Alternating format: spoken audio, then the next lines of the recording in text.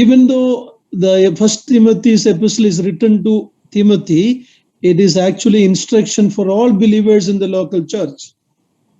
ಇದು ಕೇವಲ ತಿಮೋಥೆಯನಿಗೆ ಬರೆದ ಪತ್ರಿಕೆಯಾಗಿದ್ದರೂ ಕೂಡ ಇದು ಸಭೆಗೆ ಬರೆದಂತಹ ಸ್ಥಳೀಯ ಸಭೆಗೆ ಬರೆದಂತಹ ಒಂದು ಪತ್ರಿಕೆಯಾಗಿದೆ. We have seen instruction Paul is giving personally to God's servant Timothy. ನಾವು ಪೌಲನು ದೇವರ ಸೇವಕನಾದಂತಹ ತಿಮೋಥೆಯನಿಗೆ ಅನೇಕ ನಿರ್ದೇಶನಗಳನ್ನ ಕೊಟ್ಟದನ್ನ ನಾವು ಈಗಾಗಲೇ ನೋಡ್ತಾ ಬಂದೆವು. He is talking about elders, deacons. ಆತನು ಸಭಾ ಹಿರಿಯರ ಬಗ್ಗೆ ಮತ್ತು ಸಭಾ ಸೇವಕರ ಬಗ್ಗೆ ಆತನು ಮಾತನಾಡುತ್ತಾ ಬಂದನು. He talks about older men, young men, older sisters, young sisters. ಆತನು ಹಿರಿಯ ಸಹೋದರರು, ಹಿರಿಯ ಸಹೋದರಿಯರು ಮತ್ತು ಯೌವನ ಸಹೋದರ ಸಹೋದರಿಯರ ಕುರಿತಾಗಿಯೂ ಆತನ ನಿರ್ದೇಶನಗಳನ್ನು ಕೊಡ್ತಾ ಬಂದನು. And last week we looked at the beginning of chapter 6, slaves and masters. ಕಳೆದ ವಾರ ನಾವು ನೋಡುತ್ತಾ ಬಂದೆವು ದಾಸನು ಮತ್ತು ಯಜಮಾನರ ಸಂಬಂಧದ ಕುರಿತಾಗಿ ನಾವು ನೋಡುತ್ತಾ ಬಂದೆವು. In those days in the local church there were slaves, gulamaru, and masters. ಆಗಿನ ಸಭೆಗಳಲ್ಲಿ ಗುಲಾಮರುಗಳನ್ನ ಇಟ್ಟುಕೊಳ್ಳುತ್ತಾ ಇದ್ದಂತಹ ಸಮಯವಾಗಿತ್ತು ಮತ್ತು ಯಜಮಾನರು ಕೂಡ ಸಭೆಯಲ್ಲಿ ಇದ್ದರು. ಸಭೆಯಲ್ಲಿ ಗುಲಾಮರನ್ನು ಇಟ್ಟುಕೊಂಡಿದೆ ಎಂದಲ್ಲ, there were slaves who were working but they were believers. Now they are coming to the local church. ಗುಲಾಮರಾಗಿ ಕೆಲಸ ಮಾಡುತ್ತಾ ಇದ್ದಂತಹ ಅನೇಕರು ಈಗ ನಂಬಿಕೆಗೆ ಬಂದು ಕ್ರಿಸ್ತ ವಿಶ್ವಾಸಿಗಳಾಗಿ ಅವರು ಸಭೆಗೆ ಬರುತ್ತಾ ಇದ್ದದನ್ನು ನಾವು ನೋಡುತ್ತೇವೆ. Of course we don't have slaves and masters in our midst today in most places. ನಾವು ನಮ್ಮ ಮಧ್ಯದಲ್ಲಿ ಈಗ ಯಾವುದೇ ಯಜಮಾನರು ಅಥವಾ ಗುಲಾಮರ ಯಾವ ಇರುವಂತದನ್ನ ನಾವು ನೋಡುವುದಿಲ್ಲ ನಮ್ಮ ಸಭೆಗಳಲ್ಲಿ. But we have employers and employees. ಆದರೆ ನಾವು ನಮ್ಮ ಮಧ್ಯದಲ್ಲಿ ಕೆಲಸಗಾರರು ಮತ್ತು ಅವರಿಗೆ ಇರುವಂತಹ ಮೇಲ್ವಿಚಾರಕರನ್ನ ನಾವು ನೋಡುತ್ತೇವೆ. So it applies to all of us, whether you are working or you are employing people, it applies to you. ನಾವು ಯಾರ ಕೆಳಗಾದರೂ ಕೆಲಸ ಮಾಡುತ್ತಾ ಇರಬಹುದು ಅಥವಾ ಬೇರೆ ಯಾರನ್ನಾದರೂ ಕೆಲಸಕ್ಕೆ ಇಟ್ಟುಕೊಂಡಿರಬಹುದು, ನಮ್ಮೆಲ್ಲರಿಗೂ ಇದು ಅನ್ವಯಿಸುವಂತದ್ದಾಗಿದೆ. It says especially if you have a Christian, a believing master, you should be more careful to give the best service because they are not only believers, they are beloved. The last verse of verse 2. ನಾವು 2ನೇ ವಚನವನ್ನು 6ನೇ ಅಧ್ಯಾಯದ 2ನೇ ವಚನವನ್ನು ನಾವು ನೋಡುವಾಗ ಅಲ್ಲಿ ಯಾರಿಗಾದರೂ ಕ್ರಿಸ್ತನನ್ನು ನಂಬುವವರಾದ ಯಜಮಾನರಿದ್ದರೆ ಅವರು ಆ ಯಜಮಾನರನ್ನು ಸಹೋದರರೆಂದು ಉದಾಸೀನ ಮಾಡದೆ ಹೆಚ್ಚು ಮರ್ಯಾದೆಯನ್ನ ಇನ್ನೂ ಹೆಚ್ಚಾಗಿ ಅವರಿಗೆ ಸೇವೆ ಮಾಡಬೇಕು ಸಂತೋಷದಿಂದ ಎಂಬುದಾಗಿ ಪೌಲನು ಹೇಳುತ್ತಾನೆ. ಅವರು ನಂಬಿದವರು ಮಾತ್ರವಲ್ಲ, ಅವರು ಪ್ರಿಯರು. Because if you have a godly master, you have to do very good service. ಅವರು ನಂಬಿದವರು ಮಾತ್ರವಲ್ಲ, ನಂಬುವವರು ಮಾತ್ರವಲ್ಲ, ಅವರು ಪ್ರಿಯರಾದಂತ ಸಹೋದರರು. ಆದ್ದರಿಂದ ಅವರಿಗೆ ಇನ್ನೂ ದೇವ ಮಕ್ಕಳಾದಂತಹ ಯಜಮಾನರಾದದ್ದರಿಂದ ಅವರಿಗೆ ಇನ್ನೂ ಹೆಚ್ಚಾದ ಸೇವೆಯನ್ನು ಮಾಡಬೇಕು. In English he said they are believers and beloved. English ನಲ್ಲಿ ಈ ರೀತಿ ನಾವು ನೋಡುತ್ತೇವೆ, ಅವರು ಕ್ರಿಸ್ತ ನಂಬಿಕೆಯಲ್ಲಿರುವವರು ಮತ್ತು ಪ್ರಿಯರು ಎಂಬುದಾಗಿ ನಾವು ನೋಡುತ್ತೇವೆ. All Christian believers who are working in a company or in an office, we have to examine how we serve, how we do our work. ನಾವು ಕ್ರೈಸ್ತರು ಯಾವುದೇ ಕಂಪನಿಯಲ್ಲಿ ಅಥವಾ ನಾವು ಕೆಲಸ ಮಾಡುವ ಸ್ಥಳಗಳಲ್ಲಿ ನಾವು ಹೇಗೆ ಕೆಲಸ ಮಾಡುತ್ತಾ ಇದ್ದೇವೆ ಎಂಬುದನ್ನು ನಾವು ಪರೀಕ್ಷಿಸಿಕೊಳ್ಳಬೇಕು. Our testimony at workplace is very important as we looked at last week. ನಾವು ಕೆಲಸ ಮಾಡುವ ಸ್ಥಳದಲ್ಲಿ ನಮ್ಮ ಸಾಕ್ಷ್ಯದು ಪ್ರಾಮುಖ್ಯವಾಗಿದೆ, ಕಳೆದ ವಾರ ನೋಡಿಕೊಂಡ ಹಾಗೆ. Sad to say that many believers don't have a good testimony at their workplace. ಇದನ್ನ ಹೇಳುವುದಕ್ಕೆ ದುಃಖವಾಗುತ್ತದೆ. ಏನಂದ್ರೆ ಅನೇಕ ವಿಶ್ವಾಸಿಗಳು ತಾವು ಕೆಲಸ ಮಾಡುವಂತಹ ಸ್ಥಳಗಳಲ್ಲಿ ಒಳ್ಳೆಯ ಸಾಕ್ಷಿಯನ್ನು ಹೊಂದಿಲ್ಲ. We don't work the full time. ಮತ್ತು ಅವರು excuse me uncle, they don't give the full working hours work. ಅವರು ತಮಗೆ ನೇಮಿಸಲ್ಪಟ್ಟಂತಹ ಕೆಲಸವನ್ನ ಪೂರ್ಣವಾಗಿ ಕೆಲಸದ ಅವಧಿಯನ್ನು ಮುಗಿಸುವುದಿಲ್ಲ. They work half-heartedly. ಅವರು ಅರ್ಧ ಮನಸ್ಸಿನಿಂದ ಕೆಲಸ ಮಾಡುತ್ತಾರೆ. And see, these are all affecting our testimony. ಇದೆಲ್ಲ ನಮ್ಮ ಸಾಕ್ಷಿಗೆ ಅದು ತೊಂದರೆ ಮಾಡುವಂತದ್ದಾಗಿರುತ್ತದೆ. In the early days, a Christian slave, Gulamaru, they were more valuable because they were doing their work well. In the market, their value was more. ಆದಿಸಭೆಯಲ್ಲಿ ನಾವು ನೋಡುವಾಗ ಆದಿಸಭೆ ಇದ್ದಂತ ಸಂದರ್ಭದಲ್ಲಿ ಅಲ್ಲಿ ಕ್ರೈಸ್ತ ಗುಲಾಮರುಗಳಿಗೆ ಹೆಚ್ಚು ಬೆಲೆ ಇತ್ತು. ಯಾಕಂತಂದರೆ ಅವರು ನಂಬಿಗಸ್ತರಾಗಿ ಕೆಲಸ ಮಾಡುವುದರಿಂದಲೇ ಅವರಿಗೆ ಹೆಚ್ಚು ಬೆಲೆ ಇತ್ತು ಮಾರುಕಟ್ಟೆಯಲ್ಲಿ.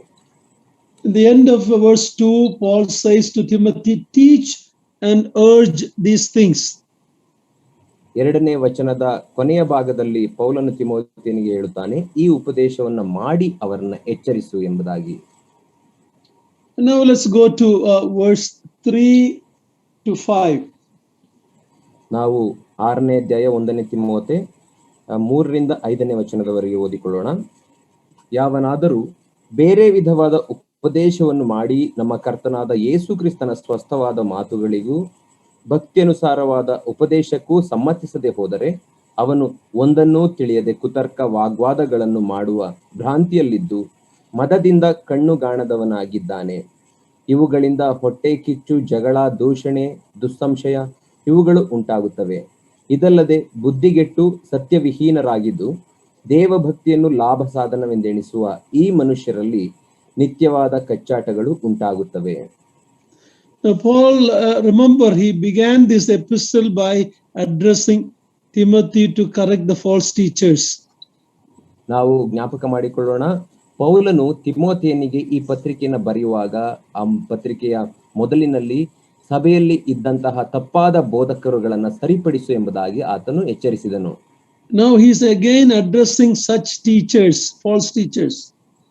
ಈಗ ಮತ್ತೆ ಪೌಲನು ಅಂತಹ ತಪ್ಪಾದ ಬೋಧನೆಯನ್ನ ಮಾಡುವ ಸುಳ್ಳು ಬೋಧಕರನ್ನ ಕುರಿತು ಇಲ್ಲಿ ಮಾತನಾಡುತ್ತಿದ್ದಾನೆ. Paul is addressing them like a physician, a doctor, describing the characteristics of their disease. ಪೌಲನು ಒಬ್ಬ ವೈದ್ಯನ ಹಾಗೆ ಅವರ ಗುಣಲಕ್ಷಣಗಳು ಯಾವ ರೀತಿ ಇರುತ್ತವೆ ಎಂಬುದಾಗಿ ಹೇಳುವಂತವನಾಗಿರುತ್ತಾನೆ. ತಪ್ಪಾದ ಸುಳ್ಳು ಬೋಧನೆ ಮಾಡುವವರ ಗುಣಲಕ್ಷಣಗಳು ಈ ರೀತಿ ಇರುತ್ತವೆ ಎಂದು ಹೇಳುತ್ತಾನೆ. ಯಾವ ಯಾವ ಕಾಯಿಲೆ ಅವರಿಗಿರುತ್ತೆ ಅಂತ, what all diseases they have. ಆ ಸುಳ್ಳು ಬೋಧಕರು ಯಾವ ಯಾವ ರೋಗಗಳನ್ನು ಹೊಂದಿರುತ್ತಾರೆ ಎಂಬುದಾಗಿ ಆತನು ಹೇಳುತ್ತಾನೆ. There are 3 symptoms of these people, 3 symptoms of their sickness. ಅವರ ಈ ಒಂದು ರೋಗಕ್ಕೆ, ಸುಳ್ಳು ಬೋಧಕರ ರೋಗಗಳಿಗೆ ಮೇಲೆ ಕಾಣಿಸಿಕೊಳ್ಳುವಂತ ಗುಣಲಕ್ಷಣಗಳು 3 ವಿಧದಲ್ಲಿ ಇರುತ್ತವೆ. Number 1, ಮೊದಲನೇದಾಗಿ they teach false doctrine or different doctrine. ಅವರು ತಪ್ಪಾದ ಬೋಧನೆಯನ್ನ ಅಥವಾ ಬೇರೆ ವಿಧವಾದಂತಹ ಬೋಧನೆಯನ್ನು ಮಾಡುತ್ತಾರೆ.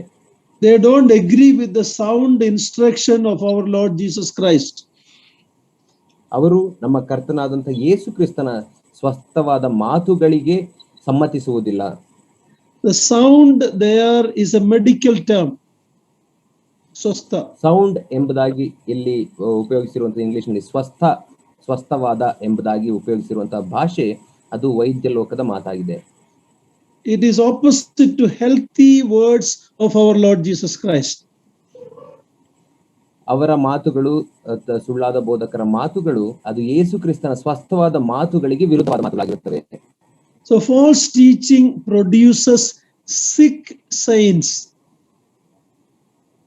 ಆದ್ದರಿಂದ ತಪ್ಪಾದ ಬೋಧನೆ ಅಥವಾ ಸುಳ್ಳು ಬೋಧನೆ ಅದು ರೋಗಗ್ರಸ್ತರಾದಂತಹ ಭಕ್ತರುಗಳನ್ನ ಉಂಟು ಮಾಡುತ್ತದೆ. Thirdly, ಮೂರನೇದಾಗಿ they do not consent to godly teaching, truth and godliness. ಅವರು ದೇವರ ಉಪದೇಶಗಳಿಗೆ ಮತ್ತು ದೇವರ ವಾಕ್ಯಾನುಸಾರವಾದಂತಹ ಉಪದೇಶಗಳಿಗೆ ಒಪ್ಪುವುದಿಲ್ಲ. See, error affects the moral life. ಅವರ ತಪ್ಪಾದಂತಹ ಬೋಧನೆಗಳು ಅವರ ನೈತಿಕ ಜೀವಿತವನ್ನ ಹಾಳು ಮಾಡುತ್ತದೆ. Doctrinal error is seldom merely a case of being innocently mistaken. ಅವರೇನೋ ಗೊತ್ತಿಲ್ಲದೆ ತಪ್ಪಾಗಿದೆ ಎಂದಲ್ಲ. It has a serious error that affects the moral life. ಅವರು ಮಾಡುವಂತಹ ಆ ಒಂದು ತಪ್ಪಾದ ಬೋಧನೆಗಳು ಅವರು ಬೇಕೆಂದು ಮಾಡದೆ ಹೇಗೋ ತಿಳಿಯದೆ ಮಾಡಿದಂತಹ ತಪ್ಪುಗಳಲ್ಲ, ಬದಲಾಗಿ ಅವು ಒಬ್ಬರ ನೈತಿಕ ಜೀವಿತವನ್ನ ಹಾಳು ಮಾಡುವಂತಹ ಪರಿಸ್ಥಿತಿಗೆ ಕೊಂಡೊಯ್ಯುತ್ತವೆ. It says they are puffed up. They become proud in their stand in teaching the false things. ಅವರು ಮದದಿಂದ ಉಬ್ಬಿಕೊಳ್ಳುತ್ತಾರೆ ಎಂಬುದಾಗಿ ನಾವು ನೋಡುತ್ತೇವೆ. ಅವರು ತಮ್ಮ ಸುಳ್ಳಾದ ಬೋಧನೆಗಳಲ್ಲೇ ಉಬ್ಬಿಕೊಳ್ಳುವವರಾಗಿರುತ್ತಾರೆ. And Paul says they know nothing. ಪೌಲನು ಹೇಳುತ್ತಾನೆ, ಅವರಿಗೆ ಏನೂ ತಿಳಿದಿಲ್ಲ ದೇವರ ವಾಕ್ಯ ಎಂದು ಹೇಳುತ್ತಾನೆ. And the unhealthy craving, verse 4, unhealthy, again medical term. ಇಲ್ಲಿ ನಾವು 4ನೇ ವಚನದಲ್ಲಿ ನಾವು ನೋಡುವಾಗ ಮತ್ತೆ ಆತನು ಅಸ್ವಸ್ಥವಾದಂತಹ ಎಂಬುದಾದಂತ ಮಾತನ್ನ ಇಂಗ್ಲಿಷ್ ನಲ್ಲಿ ಉಪಯೋಗಿಸುತ್ತಾನೆ. ಅದು ಕೂಡ diseased with unhealthy teachings. ಅವರು ಸುಳ್ಳಾದ ಬೋಧನೆ ಎಂಬಂತಹ ರೋಗಕ್ಕೆ ಒಳಗಾಗಿದ್ದಾರೆ. And what is the result of it? ಅದರ ಒಂದು ಫಲಿತಾಂಶ ಏನಾಗುತ್ತದೆ? Envy, ಅದರಿಂದ ಹೊಟ್ಟೆ ಕಿಚ್ಚು, quarreling, ಜಗಳ, evil, suspicious, constant friction in the assembly. ದೂಷಣೆ, ದುಸ್ಸಂಶಯ ಮತ್ತು ಸಭೆಗಳಲ್ಲಿ ಆಗಾಗ ಜಗಳಗಳು ಉಂಟಾಗುತ್ತವೆ. False teaching is more dangerous than even moral issue because it can affect the whole body of Christ in the local church. ಸುಳ್ಳು ಬೋಧನೆ ಅದು ಒಂದು ಅನೈತಿಕ ಒಂದು ಸಂಗತಿಗಿಂತಲೂ ಕೂಡ ಬಹಳ ಭಯಂಕರವಾದಂತಹ ಕೆಲಸವಾಗಿದೆ. ಯಾಕಂದರೆ ಅದು ಸಭೆಯ ಒಂದು ಆತ್ಮಿಕ ಜೀವಿತವನ್ನೇ ಹಾಳು ಮಾಡುತ್ತದೆ. Look at Matthew 7:13 to 23 and you see the motives of the false teachers. Matthew 7:13 to 23. ನಾವು ಮತ್ತಾಯನ ಸುವಾರ್ತೆ 7ನೇ ಅಧ್ಯಾಯ 13ರಿಂದ 23ನೇ ವಚನದವರೆಗೆ ನಾವು ನೋಡುವಾಗ ಸುಳ್ಳು ಬೋಧಕರ ಉದ್ದೇಶಗಳು ಏನಾಗಿರುತ್ತವೆ ಎಂಬುದಾಗಿ ಅಲ್ಲಿ ಯೇಸು ಸ್ವಾಮಿ ಹೇಳುತ್ತಾರೆ. Please read there. ಮತ್ತಾಯನ ಸುವಾರ್ತೆ 7ನೇ ಅಧ್ಯಾಯ 13ರಿಂದ 23. ಇಕ್ಕಟ್ಟಾದ ಬಾಗಿಲಿನಿಂದ ಒಳಕ್ಕೆ ಹೋಗಿರಿ, ನಾಶಕ್ಕೆ ಹೋಗುವ ಬಾಗಲು ದೊಡ್ಡದು, ದಾರಿ ಅಗಲವು, ಅದರಲ್ಲಿ ಹೋಗುವವರು ಬಹುಜನ. ನಿತ್ಯ ಜೀವಕ್ಕೆ ಹೋಗುವ ಬಾಗಲು ಇಕ್ಕಟ್ಟು, ದಾರಿ ಬಿಕ್ಕಟ್ಟು, ಅದನ್ನು ಕಂಡು ಹಿಡಿಯುವವರು ಸ್ವಲ್ಪ ಜನ. ಸುಳ್ಳು ಪ್ರವಾದಿಗಳ ವಿಷಯದಲ್ಲಿ ಎಚ್ಚರವಾಗಿರ್ರಿ. ಅವರು ಕುರಿವೇಷ ಹಾಕಿಕೊಂಡು ನಿಮ್ಮ ಬಳಿಗೆ ಬರುತ್ತಾರೆ, ಆದರೆ ಒಳಗೆ ನೋಡಿದರೆ ಅವರು ಹಿಡುಕೊಂಡು ಹೋಗುವ ತೋಳಗಳೇ. ಅವರ ಫಲಗಳಿಂದ ಅವರನ್ನು ತಿಳಿದುಕೊಳ್ಳುವಿರಿ. ಮುಳ್ಳು ಗಿಡಗಳಲ್ಲಿ ದ್ರಾಕ್ಷೆ ಹಣ್ಣುಗಳನ್ನು, ಮದ್ದುಗುಣಿಕೆ ಗಿಡಗಳಲ್ಲಿ ಅಂಜೂರಗಳನ್ನು ಕೊಯ್ಯುವುದುಂಟೆ. ಹಾಗೆಯೇ ಒಳ್ಳೆ ಮರಗಳೆಲ್ಲ ಒಳ್ಳೆ ಫಲವನ್ನು ಕೊಡುವವು, ಹುಳುಕು ಮರವು ಕೆಟ್ಟ ಫಲವನ್ನು ಕೊಡುವುದು. ಒಳ್ಳೆ ಮರವು ಕೆಟ್ಟ ಫಲವನ್ನು ಕೊಡಲಾರದು, ಹುಳುಕು ಮರವು ಒಳ್ಳೆ ಫಲವನ್ನು ಕೊಡಲಾರದು. ಒಳ್ಳೆ ಫಲವನ್ನು ಕೊಡದ ಎಲ್ಲಾ ಮರಗಳನ್ನು ಕಡಿದು ಬೆಂಕಿಯಲ್ಲಿ ಹಾಕುತ್ತಾರೆ. ಹೀಗಿರಲಾಗಿ ಅವರ ಫಲಗಳಿಂದ ಅವರನ್ನು ತಿಳಿದುಕೊಳ್ಳುವಿರಿ. ನನ್ನನ್ನು ಸ್ವಾಮಿ ಸ್ವಾಮಿ ಅನ್ನುವವರೆಲ್ಲರೂ ಪರಲೋಕ ರಾಜ್ಯದಲ್ಲಿ ಸೇರುವರೆಂದು ನೆನೆಸಬೇಡಿರಿ. ಪರಲೋಕದಲ್ಲಿರುವ ನನ್ನ ತಂದೆಯ ಚಿತ್ತದಂತೆ ನಡೆಯುವವನೇ ಪರಲೋಕ ರಾಜ್ಯಕ್ಕೆ ಸೇರುವನು. ಸ್ವಾಮಿ ಸ್ವಾಮಿ, ನಿನ್ನ ಹೆಸರಿನ ಮೇಲೆ ನಾವು ಬೋಧನೆ ಹೇಳಲಿಲ್ಲವೇ? ನಿನ್ನ ಹೆಸರಿನ ಮೇಲೆ ದೆವ್ವಗಳನ್ನು ಬಿಡಿಸಲಿಲ್ಲವೇ? ನಿನ್ನ ಹೆಸರಿನ ಮೇಲೆ ಅನೇಕ ಮಹತ್ಕಾರ್ಯಗಳನ್ನು ಮಾಡಲಿಲ್ಲವೇ ಎಂದು ಆ ದಿನದಲ್ಲಿ ಎಷ್ಟೋ ಜನರು ನನಗೆ ಹೇಳುವರು. ಆಗ ನಾನು ಅವರಿಗೆ, ನಾನೆಂದೂ ನಿಮ್ಮ ಗುರುತು ಕಾಣೆನು, ಧರ್ಮವನ್ನು ಮೀರಿ ನಡೆಯುವವರೇ ನನ್ನಿಂದ ತೊಲಗಿ ಹೋಗಿರಿ ಎಂದು ಎಲ್ಲರ ಮುಂದೆ ಹೇಳಿಬಿಡುವೆನು. So the Lord Jesus gave us a warning about false teachers and their motives. ನಮ್ಮ ಕರ್ತನ ಅಂತ ಯೇಸು ಸ್ವಾಮಿಯು ಸುಳ್ಳು ಬೋಧಕರ ವಿಷಯದಲ್ಲಿ ನಮಗೆ ಎಚ್ಚರಿಕೆಯನ್ನು ಕೊಡುವಂತವನಾಗಿರುತ್ತಾನೆ ಮತ್ತು ಅವರ ಉದ್ದೇಶಗಳನ್ನು ಕೂಡ ನಮಗೆ ಎಚ್ಚರಿಸಿ ಹೇಳುತ್ತಾನೆ. Coming back to our passage, it says their mind has been corrupted. ನಾವು ನಮ್ಮ ವಾಕ್ಯ ಭಾಗಕ್ಕೆ ಹಿಂದೆ ಬಂದು ನೋಡುವಾಗ ಅವರ ಮನಸ್ಸು ಅದು ಕೆಟ್ಟು ಹೋಗಿದೆ ಎಂಬುದಾಗಿ ಇಲ್ಲಿ ನಾವು ನೋಡುತ್ತೇವೆ. They have been robbed of the truth by Satan. ಅವರು ಬುದ್ಧಿಗೆಟ್ಟವರಾಗಿ ಸತ್ಯವಿಹೀನರಾಗಿದ್ದು ಸೈತಾನನಿಂದ ಮೋಸ ಹೋಗಿದ್ದಾರೆ ಎಂದು ನೋಡುತ್ತೇವೆ. They are like the hard ground where some of the seed fell, and remember, it didn't give any fruit because there was no ground, there was no soil. Hard ground. ಯೇಸು ಸ್ವಾಮಿ ಆತನು ಬಿತ್ತುವವನ ಸಾಮ್ಯವನ್ನು ಹೇಳುವಾಗ ಕೆಲವು ಬೀಜಗಳು ಬಂಡೆಯ ನೆಲದ ಮೇಲೆ ಬಿದ್ದವು, ಅಲ್ಲಿ ಮಣ್ಣು ಇಲ್ಲದ ಕಾರಣ ಅದು ಮೊಳೆತು ಬಾಡಿ ಹೋಯಿತು ಎಂಬುದಾಗಿ ನೋಡ್ತೀವಲ್ಲ, ಅಂತಹ ನೆಲದವರು ಇವರಾಗಿದ್ದಾರೆ.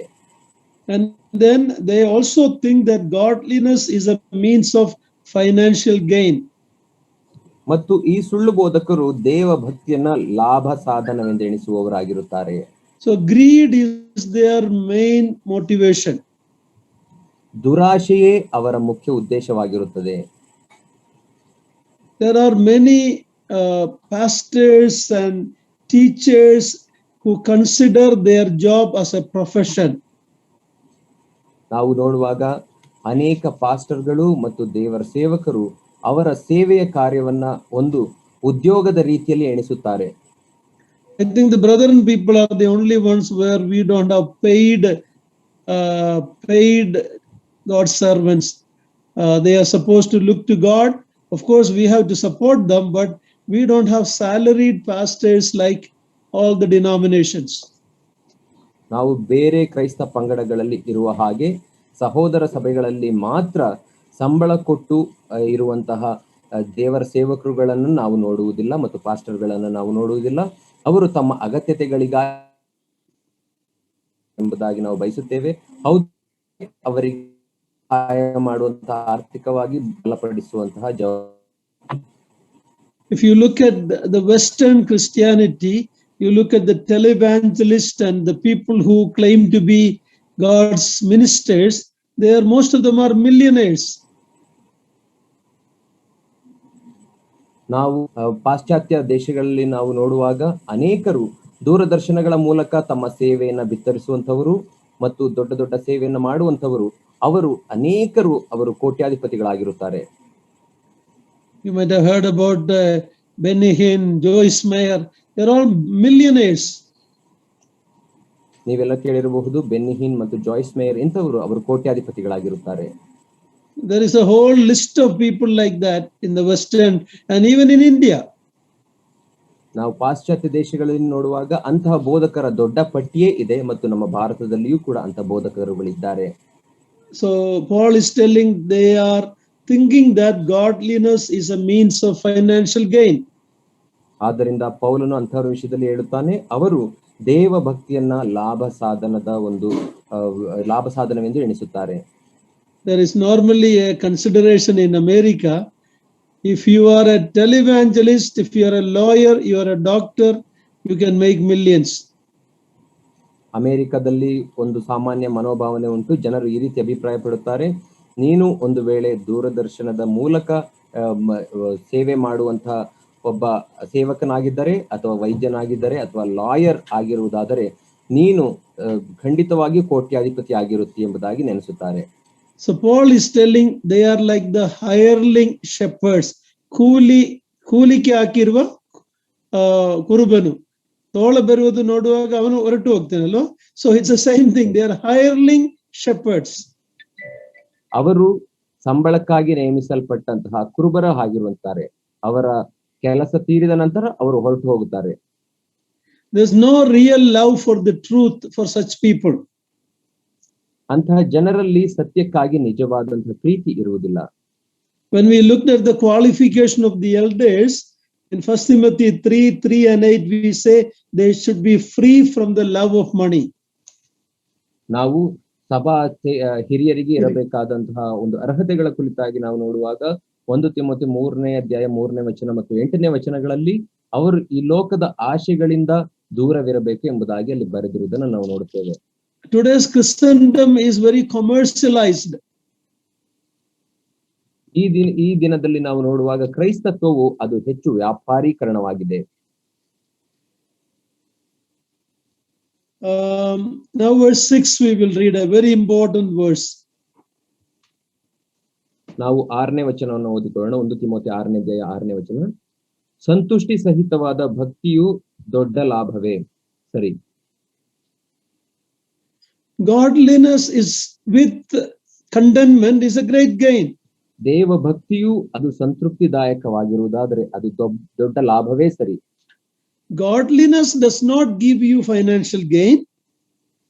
ದೇವ ಭಕ್ತಿ ಅದು ನಿಮಗೆ ಆರ್ಥಿಕವಾದಂತಹ ಯಾವುದೇ ಉಪಕಾರವನ್ನ ಮಾಡುವುದಿಲ್ಲ.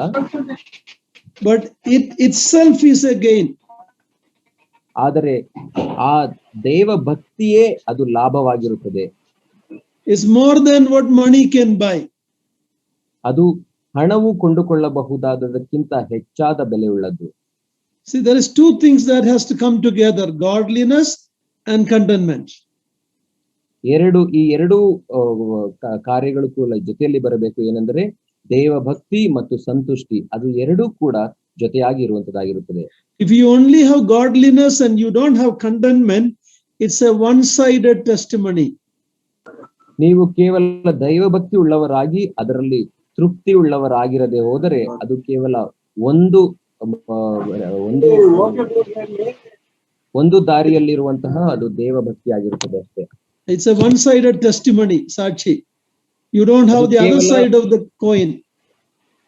ಅದು ಒಂದು ಭಾಗದ ಒಂದು ಸಾಕ್ಷಿ ಆಗಿರುತ್ತದೆ. ಅದು ಒಂದು ನಾಣ್ಯದ ಒಂದು ಮುಖವನ್ನು ನೋಡಿದ ಹಾಗೆ ಮಾತ್ರ.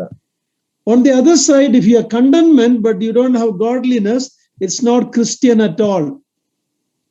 ಇನ್ನೊಂದು ವಿಷಯದಲ್ಲಿ ನಾವು ನೋಡುವುದಾದರೆ, ನೀವು ಸಂತೃಪ್ತಿ ಉಳ್ಳವರಾಗಿ ದೇವ ಭಕ್ತಿಯೇ ಇಲ್ಲದೆ ಹೋದರೆ ಅದು ಕ್ರೈಸ್ತತ್ವ ಅಲ್ಲವೇ ಅಲ್ಲ. So you understand the two sides.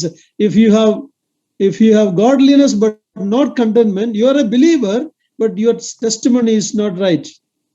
ನಾವು ಈ ಎರಡನ್ನ ಸರಿಯಾಗಿ ಅರ್ಥ ಮಾಡಿಕೊಳ್ಳಬೇಕು. ಏನಂತಂದ್ರೆ, ನೀನು ದೇವ ಭಕ್ತಿ ಉಳ್ಳವನಾಗಿ ಅದರಲ್ಲಿ ಸಂತೃಪ್ತಿ ಉಳ್ಳದವನಾಗದೆ ಹೋದರೆ ನೀನು ಕ್ರೈಸ್ತನಾಗಿರುತ್ತಿ ಅಷ್ಟೇ, ಆದರೆ ನಿಜವಾದಂತಹ ಕ್ರೈಸ್ತನಲ್ಲ.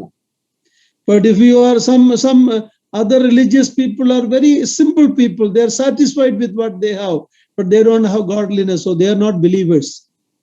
ಆದರೆ ಇತರ ಧಾರ್ಮಿಕ ಜನಗಳನ್ನ ನಾವು ನೋಡುವಾಗ, ಅನ್ಯ ಜನಗಳನ್ನ, ಅವರು ತಮ್ಮ ಧರ್ಮದಲ್ಲಿಯೇ ಸಂತೃಪ್ತಿ ಉಳ್ಳವರಾಗಿರುತ್ತಾರೆ, ಆದರೆ ಅವರಲ್ಲಿ ಯಾವ ಭಕ್ತಿಯೂ ದೇವರ ಮೇಲಿನ ಪ್ರೀತಿಯೂ ಇರುವುದಿಲ್ಲ. Godliness combined with that inner God-given sufficiency, it does not depend on your material circumstance. ದೇವರ ಭಕ್ತಿಯು ಅದು ದೇವರು ಕೊಟ್ಟಂತಹ ಒಳಗಿನ ಆಂತರಿಕ ಸಂತೃಪ್ತಿಯನ್ನು ಹೊಂದಿರುವುದಾದರೆ ಅದು ಈ ಲೋಕದ ಯಾವುದೇ ವಿಧವಾದಂತಹ ಲೌಕಿಕ ವಿಷಯಗಳಿಗೆ ಸಂಬಂಧಪಟ್ಟದ್ದಲ್ಲ. But the false teachers are greedy and they are never satisfied. ಆದರೆ ಈ ಸುಳ್ಳು ಬೋಧಕರು ಅವರು ದುರಾಶೆ ಉಳ್ಳವರಾಗಿರುತ್ತಾರೆ ಮತ್ತು ಅವರಿಗೆ ಸಂತೃಪ್ತಿ ಅನ್ನುವುದೇ ಇರುವುದಿಲ್ಲ. As we study this, each believer need to examine, am I a godly person? Am I content with what God has given me? ಆದ್ದರಿಂದ ನಾವು ಪ್ರತಿಯೊಬ್ಬ ವಿಶ್ವಾಸಿಗಳು ನಮ್ಮನ್ನು ನಾವು ಪರೀಕ್ಷಿಸಿಕೊಳ್ಳಬೇಕು. ನಾನು ನಿಜವಾಗಿಯೂ ದೇವಭಕ್ತನಾಗಿದ್ದೇನಾ, ಕ್ರೈಸ್ತನಾಗಿದ್ದೇನಾ, ದೇವರು ನನಗೆ ಕೊಟ್ಟದ್ರಲ್ಲಿ ನಾನು ಸಂತೃಪ್ತಿಯಾಗಿದ್ದೇನೆ ಎಂಬುದಾಗಿ ಪರೀಕ್ಷಿಸಿಕೊಳ್ಳಬೇಕು. Let us look at verse 7. ನಾವು 7ನೇ ವಚನವನ್ನ ನೋಡಿಕೊಳ್ಳೋಣ. ನಾವು ಲೋಕದೊಳಕ್ಕೆ ಏನೂ ತಕ್ಕೊಂಡು ಬರಲಿಲ್ಲವಷ್ಟೇ, ಅದರೊಳಗಿಂದ ಏನೂ ತಕ್ಕೊಂಡು ಹೋಗಲಾರೆವು. Now this teaching is similar to what the Lord Jesus Christ taught in the Sermon on the Mount. ಈ ಒಂದು ವಚನ ಭಾಗವು ಅದು ಯೇಸು ಕ್ರಿಸ್ತನು ಆತನು ಪರ್ವತ ಪ್ರಸಂಗ ಮಾಡಿದ ಆ ಒಂದು ಪ್ರಸಂಗಕ್ಕೆ ಸಮಾನವಾಗಿದೆ. We have a heavenly Father who supplies all our needs. ನಾವು ಪರಲೋಕದ ತಂದೆಯನ್ನು ಹೊಂದಿದವರಾಗಿದ್ದೇವೆ, ಆತನು ನಮ್ಮ ಅಗತ್ಯತೆಗಳನ್ನೆಲ್ಲ ಪೂರೈಸುತ್ತಾನೆ. We are told by the Lord to lay up treasures in heaven, not on earth. ನಮ್ಮ ಕರ್ತನಾಂತ ಯೇಸು ಸ್ವಾಮಿ ನಮಗೆ ಹೇಳಿದ ಹಾಗೆ ನಾವು ಪರಲೋಕ ರಾಜ್ಯದಲ್ಲಿ ಗಂಟು ಮಾಡಿಟ್ಟುಕೊಳ್ಳಬೇಕು, ಭೂಲೋಕದಲ್ಲಿ ಗಂಟು ಮಾಡಿಟ್ಟುಕೊಳ್ಳಬಾರದು. God's servant William MacDonald has written like this: there are 3 times in life our hands are empty. ದೇವರ ಸೇವಕರ ಅಂತ ವಿಲಿಯಂ ಮೆಕ್ಡೊನಾಲ್ಡ್ ಅವರು ಈ ರೀತಿ ಬರೆದಿದ್ದಾರೆ ಅವರ ಪುಸ್ತಕದಲ್ಲಿ. ಏನೆಂದರೆ, ನಾವು ನಮ್ಮ ಜೀವಿತದಲ್ಲಿ ಬರಿಗೈಯಲ್ಲಿ ಇರುವಂತಹ 3 ಸಂದರ್ಭಗಳುಂಟು. Okay, first is when we come into this world, we come with nothing in our hand. ಮೊದಲನೇದಾಗಿ ನಾವು ಈ ಲೋಕಕ್ಕೆ ಜನಿಸಿ ಬರುವಾಗ ಏನೂ ಇಲ್ಲದವರಾಗಿ ಬರಿಗೈಯಲ್ಲಿ ಬರುತ್ತೇವೆ. Is that not true? ಅದು ಸತ್ಯವಲ್ಲವಾ? But still the children's hand will be closed. They want to grab, that's the way they come, but there's nothing inside the hand. ಆದ್ರೆ ನಮ್ಮ ಮಕ್ಕಳು ಹುಟ್ಟಿ ಬರುವಾಗ ಅವರು ಕೈಗಳನ್ನ ಮುಚ್ಚಿಕೊಂಡವರಾಗಿ ಏನೋ ಹಿಡಿದುಕೊಂಡಂತ ಕಾಣುತ್ತಾರೆ, ಆದರೆ ಕೈಯೊಳಗೆ ಏನು ಇರುವುದಿಲ್ಲ. So at birth we come empty handed. ಆದ್ರಿಂದ ನಾವು ಹುಟ್ಟುವಾಗ ಬರಿಗೈಲಿ ಬರುತ್ತೇವೆ. The second time we come to the Lord Christ, empty hand. Uncle, I could not get you, uncle. Yeah, when you come for salvation to the Lord, you come empty handed. ನೀವು ಕರ್ತನ ಬಳಿಗೆ ರಕ್ಷಣೆ ಹೊಂದಿ ಬರುವಾಗಲೂ ಕೂಡ ಬರಿಗೈಯಲ್ಲೇ ಬರುತ್ತೀರಿ. ರಕ್ಷಣೆಗಾಗಿ ಬರುವಾಗ. ರಕ್ಷಣೆಗಾಗಿ ನೀವು ಕರ್ತನ ಬಳಿಗೆ ಬರುವಾಗ ಬರಿಗೈಯಲ್ಲಿ ಬರುತ್ತೀರಿ. There is an English song that says Rock of Ages. You know, there is a song like that. It says, nothing in my hand I bring, simply to thy cross I cling. English ನಲ್ಲಿ ಒಂದು ಸುಂದರವಾದಂತಹ ಹಾಡು ಈ ರೀತಿ ಇದೆ. ಅದು ಪುರಾತನ ಬಂಡೆ ಎಂಬಂತ ಈ ಹಾಡು. ಅದರಲ್ಲಿ ಈ ರೀತಿ ಇದೆ, ನಾವು ಬರಿಗೈಯಲ್ಲೇ ಬರುವಂತವನಾಗಿರುತ್ತೇನೆ. Simply to the cross I cling, I have nothing in my hand. ನನ್ನ ಕೈಯಲ್ಲಿ ಏನು ಇಲ್ಲ, ನಾನು ಶಿಲುಬೆಗೆ ನಾನು ಹೊಂದಿಕೊಳ್ಳುತ್ತೇನೆ ಅಥವಾ ಶಿಲುಬೆಯನ್ನೇ ನಾನು ಆಶ್ರಯಿಸುತ್ತೇನೆ ಎಂಬುದಾಗಿ. So when you come to the Lord, you don't bring anything. It's all zero. You bring your empty life to the Lord, empty hand, you come to the cross. ನೀವು ಕರ್ತನ ಬಳಿಗೆ ಬರುವಾಗ ಏನನ್ನೂ ತೆಗೆದುಕೊಂಡು ಬರುವುದಿಲ್ಲ, ನೀವು ಬರಿಗೈಯಲ್ಲಿ ಬರುವಂತವರಾಗಿರುತ್ತೀರಿ. ಶಿಲುಬೆ ಬಳಿಗೆ ಬರುವಾಗಲೂ ಕೂಡ ಬರಿಗೈಯಲ್ಲಿ ಬರುತ್ತೀರಿ. Third time our hand is empty is when we die. ಮೂರನೆಯ ಸಂದರ್ಭ ನಮ್ಮ ಕೈಗಳು ಬರಿಗೈಯಾಗಿರುವುದು ಯಾವಾಗ ಅಂದರೆ ನಾವು ಸಾಯುವಾಗ. So when we come to the world, when you go from the world, our hand is empty. ನಾವು ಈ ಲೋಕಕ್ಕೆ ಬರುವಾಗಲೂ ನಮ್ಮ ಕೈ ಬರಿದಾಗಿರುತ್ತದೆ ಮತ್ತು ಹೋಗುವಾಗಲೂ ಈ ಲೋಕದಿಂದ ನಮ್ಮ ಕೈ ಬರಿದಾಗಿರುತ್ತದೆ. This is similar to the Jewish teaching and the Christian teaching. ಇದು ಯಹೂದ್ಯರ ಬೋಧನೆಗೂ ಕ್ರೈಸ್ತ ಬೋಧನೆಯಲ್ಲೂ ಕೂಡ ಇದೇ ರೀತಿ ಬೋಧನೆಗಳಿವೆ. Look at Job 121. Job 121. ನಾವು ಯೋಬನ ಪುಸ್ತಕ 1ನೇ ಅಧ್ಯಾಯ 21ನೇ ವಚನವನ್ನು ನಾವು ನೋಡಿಕೊಳ್ಳೋಣ. Job 121. ಏನು ಇಲ್ಲದವನಾಗಿ ತಾಯಿಯ ಗರ್ಭದಿಂದ ಬಂದೆನು, ಏನು ಇಲ್ಲದವನಾಗಿಯೇ ಗತಿಸಿ ಹೋಗುವೆನು. ಯೆಹೋವನೇ ಕೊಟ್ಟನು, ಯೆಹೋವನೇ ತೆಗೆದುಕೊಂಡನು, ಯೆಹೋವನ ನಾಮಕ್ಕೆ ಸ್ತೋತ್ರವಾಗಲಿ. Ecclesiastes 5:15. ನಾವು ಪ್ರಸಂಗಿಗಳು 5ನೇ ಅಧ್ಯಾಯ 15ನೇ ವಚನವನ್ನು ನೋಡಿಕೊಳ್ಳೋಣ. ತಾಯಿಯ ಗರ್ಭದಿಂದ ಹೇಗೆ ಬಂದೆನೋ ಹಾಗೆಯೇ ಏನೂ ಇಲ್ಲದವನಾಗಿ ಗತಿಸಿ ಹೋಗುವನು. ಅವನು ಪ್ರಯಾಸ ಪಟ್ಟದಕ್ಕೆಲ್ಲ ತನ್ನ ಕೈಯಲ್ಲಿ ಏನೂ ತೆಗೆದುಕೊಂಡು ಹೋಗನು. In Luke's chapter 12, you don't need to turn there. Jesus said about a rich fool whose crops all increased that year. And he said, I'm going to store up everything for many years. And the Lord called him a fool. If I take your soul today, all these things you gathered, who is it for? ನಾವು ಲೂಕ 12ನೇ ಅಧ್ಯಾಯದಲ್ಲಿ ನಾವು ನೋಡುವಾಗ ಒಬ್ಬ ಬುದ್ಧಿ ಇಲ್ಲದ ಶ್ರೀಮಂತ ವ್ಯಕ್ತಿಯ ಕುರಿತಾಗಿ ಯೇಸು ಸ್ವಾಮಿ ಮಾತನಾಡುತ್ತಾನೆ. ಆ ವ್ಯಕ್ತಿ ತನಗೆ ಐಶ್ವರ್ಯ ಬಂದಾಗ ನಾನು ಇದನ್ನೆಲ್ಲ ಎಲ್ಲಿ ಕೂಡಿಸಿಡಲಿ ಎಂಬುದಾಗಿ ಆತನು ಕಣಜಗಳನ್ನು ಕಟ್ಟಿಸುವುದಕ್ಕೆ ಮನಸ್ಸು ಮಾಡುತ್ತಾನೆ. ಆಗ ದೇವರು ಕೇಳುವಂತದ್ದು, ನೀನು ಮೂರ್ಖನು, ಈ ದಿನ ನಿನ್ನ ಪ್ರಾಣವನ್ನ ಕೇಳುವುದಾದರೆ ನೀನು ಕೂಡಿಸಿಟ್ಟದ್ದು ಯಾರಿಗಾಗುವುದು ಎಂಬುದಾಗಿ ಯೇಸು ಸ್ವಾಮಿ ಕೇಳುತ್ತಾರೆ. You might have all heard about Alexander the Great, that Greek emperor. ನಾವು ಗ್ರೀಕ್ ಚಕ್ರವರ್ತಿಯಾದಂತಹ ಅಲೆಕ್ಸಾಂಡರ್ ವಿಷಯದಲ್ಲಿ ನೀವೆಲ್ಲರೂ ಕೇಳಿರಬಹುದು. He was 33 years old when he died of some fever.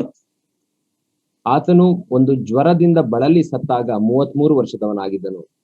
It was told that before he died, he knew he was going to die.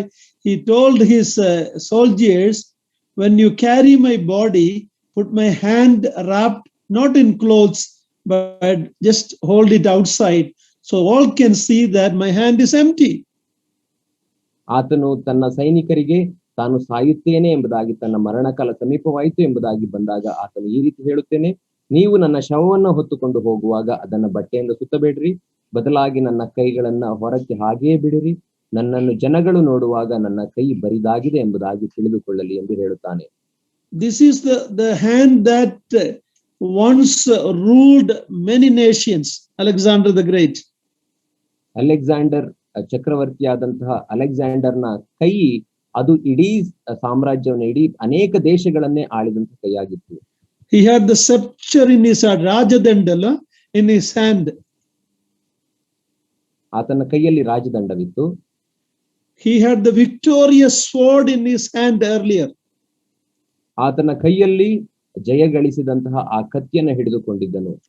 his hand was filled with silver and gold. ಆತನ ಕೈ ಚಿನ್ನ ಮತ್ತು ಬೆಳ್ಳಿಯಿಂದ ತುಂಬಿತ್ತು. With his hand he could write a decree, order to take away people's life.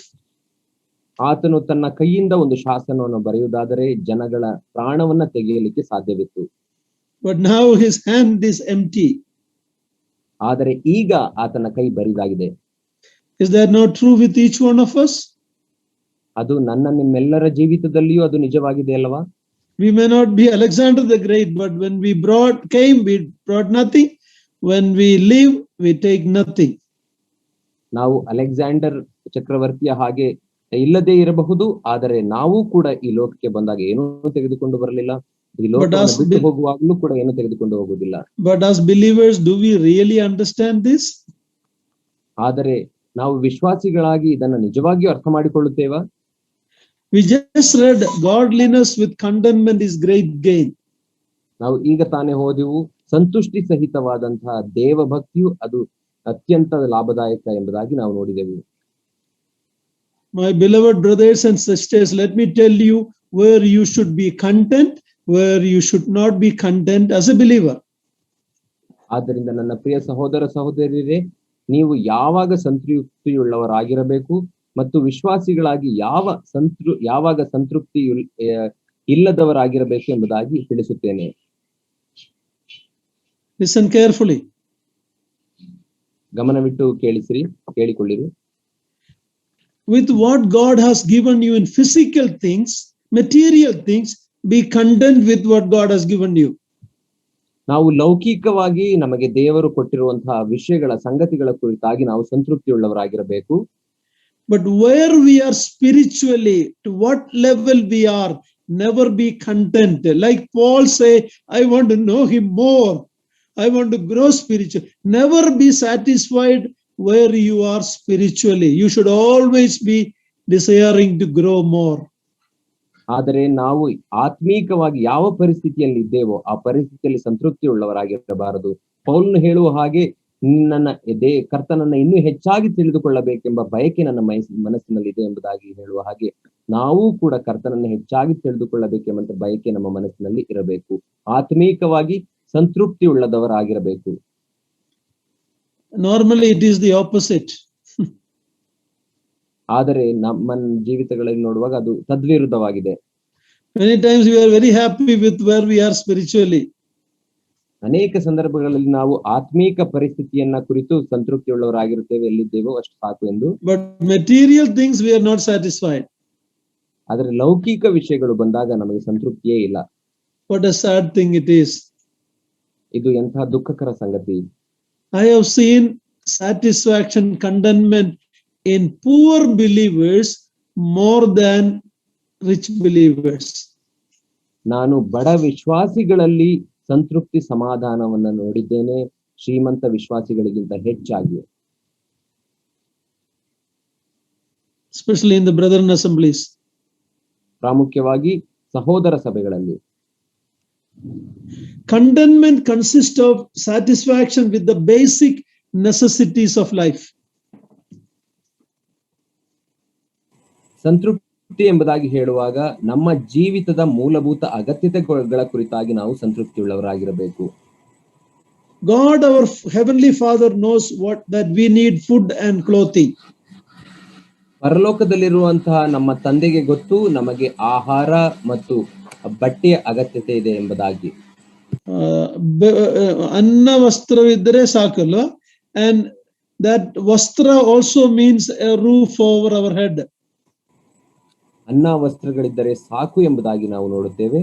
ವಸ್ತ್ರ ಎಂಬುದಾಗಿ ಹೇಳುವಾಗ ನಮಗೆ ಒಂದು ಮನೆಯೂ ಕೂಡ ಅದರಲ್ಲೇ ಸೇರಿರುತ್ತದೆ. It could be a rented house or an own house. ಅದು ನಾವು ಬಾಡಿಗೆ ತೆಗೆದುಕೊಂಡ ಮನೆಯಾಗಿರಬಹುದು ಅಥವಾ ಸ್ವಂತದ ಮನೆಯಾಗಿರಬಹುದು.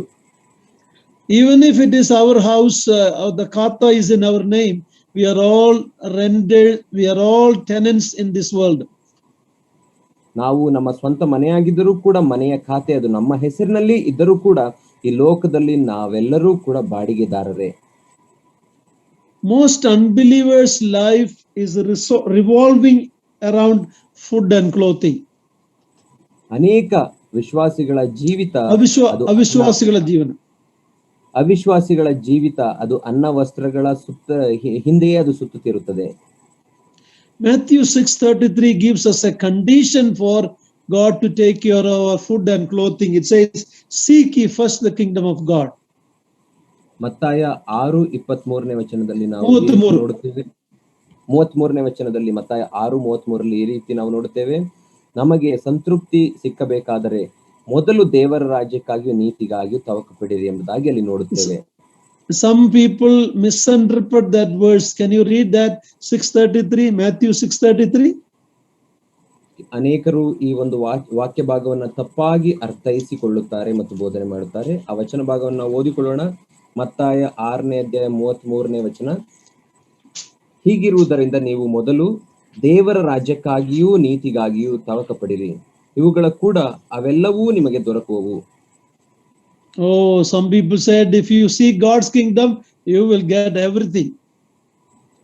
ಅನೇಕರು ಈ ರೀತಿ ಹೇಳುತ್ತಾರೆ, ನೀನು ದೇವರ ರಾಜ್ಯಕ್ಕಾಗಿ ಹುಡುಕುವುದಾದರೆ ನಿನಗೆ ಎಲ್ಲಾ ಸಿಕ್ಕುತ್ತದೆ ಎಂದು.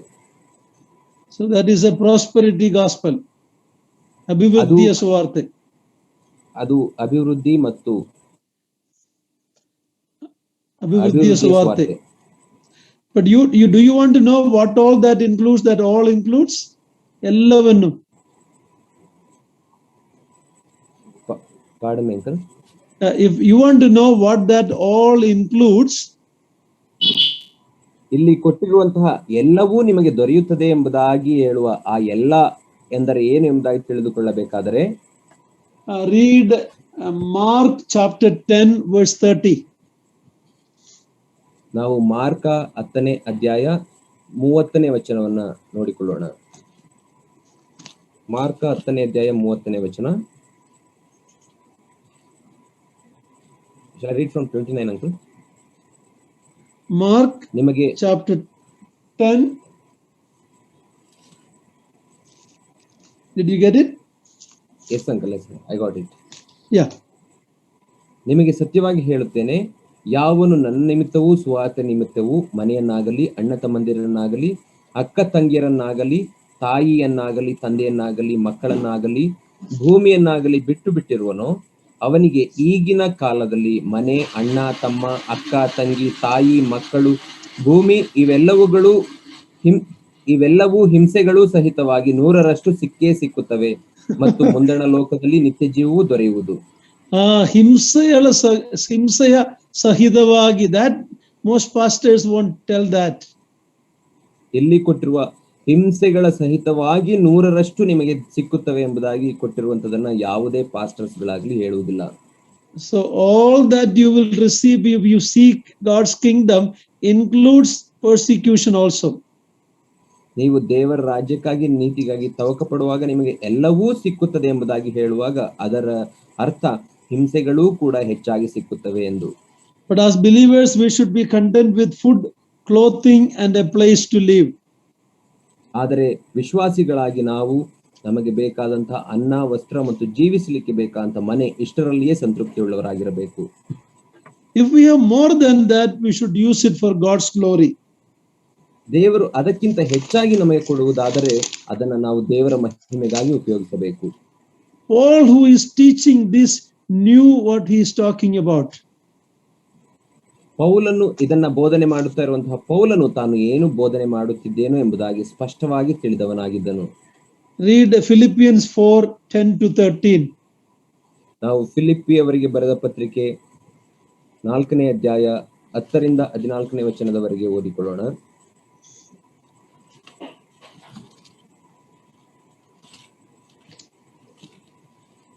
Philippians 4:10-13. ಫಿಲಿಪ್ಪಿ 4ನೇ ಅಧ್ಯಾಯ 10ರಿಂದ 13ನೇ ವಚನ. ನನ್ನ ವಿಷಯವಾದ ನಿಮ್ಮ ಯೋಚನೆ ಎಂಬ ಬಳ್ಳಿಯು ಎಷ್ಟು ದಿವಸಗಳಾದ ಮೇಲೆ ಪುನಃ ಚಿಗುರಿದ್ದಕ್ಕೆ ನಾನು ಕರ್ತನ ನಿಮಿತ್ತ ಬಹಳವಾಗಿ ಸಂತೋಷ ಪಡುತ್ತೇನೆ. ಇಂಥ ಯೋಚನೆ ನಿಮ್ಮಲ್ಲಿ ನಿಜವಾಗಿ ಇರುತ್ತಿದ್ದರೂ ಇದುವರೆಗೆ ಅದರ ಪ್ರಕಾರ ಮಾಡುವುದಕ್ಕೆ ಸಂದರ್ಭ ಸಿಕ್ಕಲಿಲ್ಲವೇನೋ. ಕೊರತೆಯಲ್ಲಿದ್ದೇನೆಂದು ಸೂಚಿಸುವುದಕ್ಕೆ ನಾನು ಇದನ್ನು ಹೇಳುವುದಿಲ್ಲ. ನಾನಂತೂ ಇದ್ದ ಸ್ಥಿತಿಯಲ್ಲಿಯೇ ಸಂತುಷ್ಟನಾಗಿರುವುದನ್ನು ಕಲಿತುಕೊಂಡಿದ್ದೇನೆ. ಬಡವನಾಗಿರಲು ಬಲ್ಲೆನು, ಸಮೃದ್ಧಿಯುಳ್ಳವನಾಗಿರಲು ಬಲ್ಲೆನು. ನಾನು ತೃಪ್ತನಾಗಿದ್ದರೂ ಹಸಿದವನಾಗಿದ್ದರೂ ಸಮೃದ್ಧಿಯುಳ್ಳವನಾದರೂ ಕೊರತೆಯುಳ್ಳವನಾದರೂ ಯಾವ ತರದ ಸ್ಥಿತಿಯಲ್ಲಿರುವವನಾದರೂ ಅದರ ಗುಟ್ಟು ನನಗೆ ತಿಳಿದದೆ. ನನ್ನನ್ನು ಬಲಪಡಿಸುವಾತನಲ್ಲಿದ್ದುಕೊಂಡು ಎಲ್ಲಕ್ಕೂ ಶಕ್ತನಾಗಿದ್ದೇನೆ. Where is Paul writing this letter? From a resort or a 5-star hotel, right? ಪೌಲನು ಈ ಒಂದು ಪತ್ರಿಕೆಯನ್ನ ಒಂದು ರೆಸಾರ್ಟ್ ಅಲ್ಲಿ ಅಥವಾ 5-star ಹೋಟೆಲ್ ಇದ್ದುಕೊಂಡು ಬರೆಯುತ್ತಿದ್ದಾನ? He is writing it from a jail and he is telling, I have everything. ಆತನು ಈ ಒಂದು ಪತ್ರಿಕೆಯನ್ನ ಸೆರೆಮನೆಯಲ್ಲಿ ಇದ್ದುಕೊಂಡು ಬರೆಯುತ್ತಿದ್ದಾನೆ ಮತ್ತು ನಾನು ಎಲ್ಲವನ್ನ ಹೊಂದಿದವನಾಗಿದ್ದೇನೆ ಎಂಬುದಾಗಿ ಆತನು ಹೇಳುತ್ತಾನೆ. There is one statement, I like it. He says, I have learned to. And kalittukondiದೆ. That means it is not natural. You have to learn to be ಕೊರತೆಯಲ್ಲಿಯೂ ಹೆಚ್ಚಿದ್ದರೂ ಎರಡಲ್ಲಿ ಕಲಿಯಬೇಕು. It doesn't come naturally for mankind. ಪೌಲನ ಈ ಮಾತು ನನಗೆ ಬಹಳ ಇಷ್ಟವಾಗುತ್ತದೆ. ಏನೆಂದರೆ ಕಲಿತುಕೊಂಡಿದ್ದೇನೆ ಎಂಬುದಾಗಿ ಆತನು ಹೇಳುತ್ತಾನೆ. ಅದು ಸ್ವಾಭಾವಿಕವಾಗಿ ನಮಗೆ ಬರುವಂತಹ ಒಂದು ಸ್ವಭಾವವಲ್ಲ, ಆದರೆ ಅದನ್ನ ನಾವು ರೂಢಿಸಿಕೊಳ್ಳಬೇಕು, ಕಲಿತುಕೊಳ್ಳಬೇಕು. ಹಸಿದವನಾಗಿ naturally we want to increase our comforts. ಆದರೆ ನಾವು ಸ್ವಾಭಾವಿಕವಾಗಿ naturally we want more comforts. ಸ್ವಾಭಾವಿಕವಾಗಿ ನಾವು ಹೆಚ್ಚು ಅನುಕೂಲಗಳನ್ನು ಬೇಕೆಂದು ಅನುಕೂಲವಾಗಿರುವುದಕ್ಕೆ ಬಯಸುತ್ತೇವೆ. So Paul is telling, I have learned to live whether little or much. I have learned the secret of it. ಆದರೆ ಪೌಲನು ಈ ರೀತಿ ಹೇಳುತ್ತಾನೆ, ನಾನು ಬಡವನಾಗಿರಲು ಬಲ್ಲೆನು, ಸಮೃದ್ಧಿ ಉಳ್ಳವನಾಗಿರಲು ಬಲ್ಲೆನು, ಇರುವುದರಲ್ಲಿ ಸಂತೃಪ್ತಿಯಾಗಿರಲು ಕಲಿತುಕೊಂಡಿದ್ದೇನೆ ಎಂದು ಹೇಳುತ್ತಾನೆ. Now verse 9. ನಾವು 9ನೇ ವಚನವನ್ನ ಓದಿಕೊಳ್ಳೋಣ.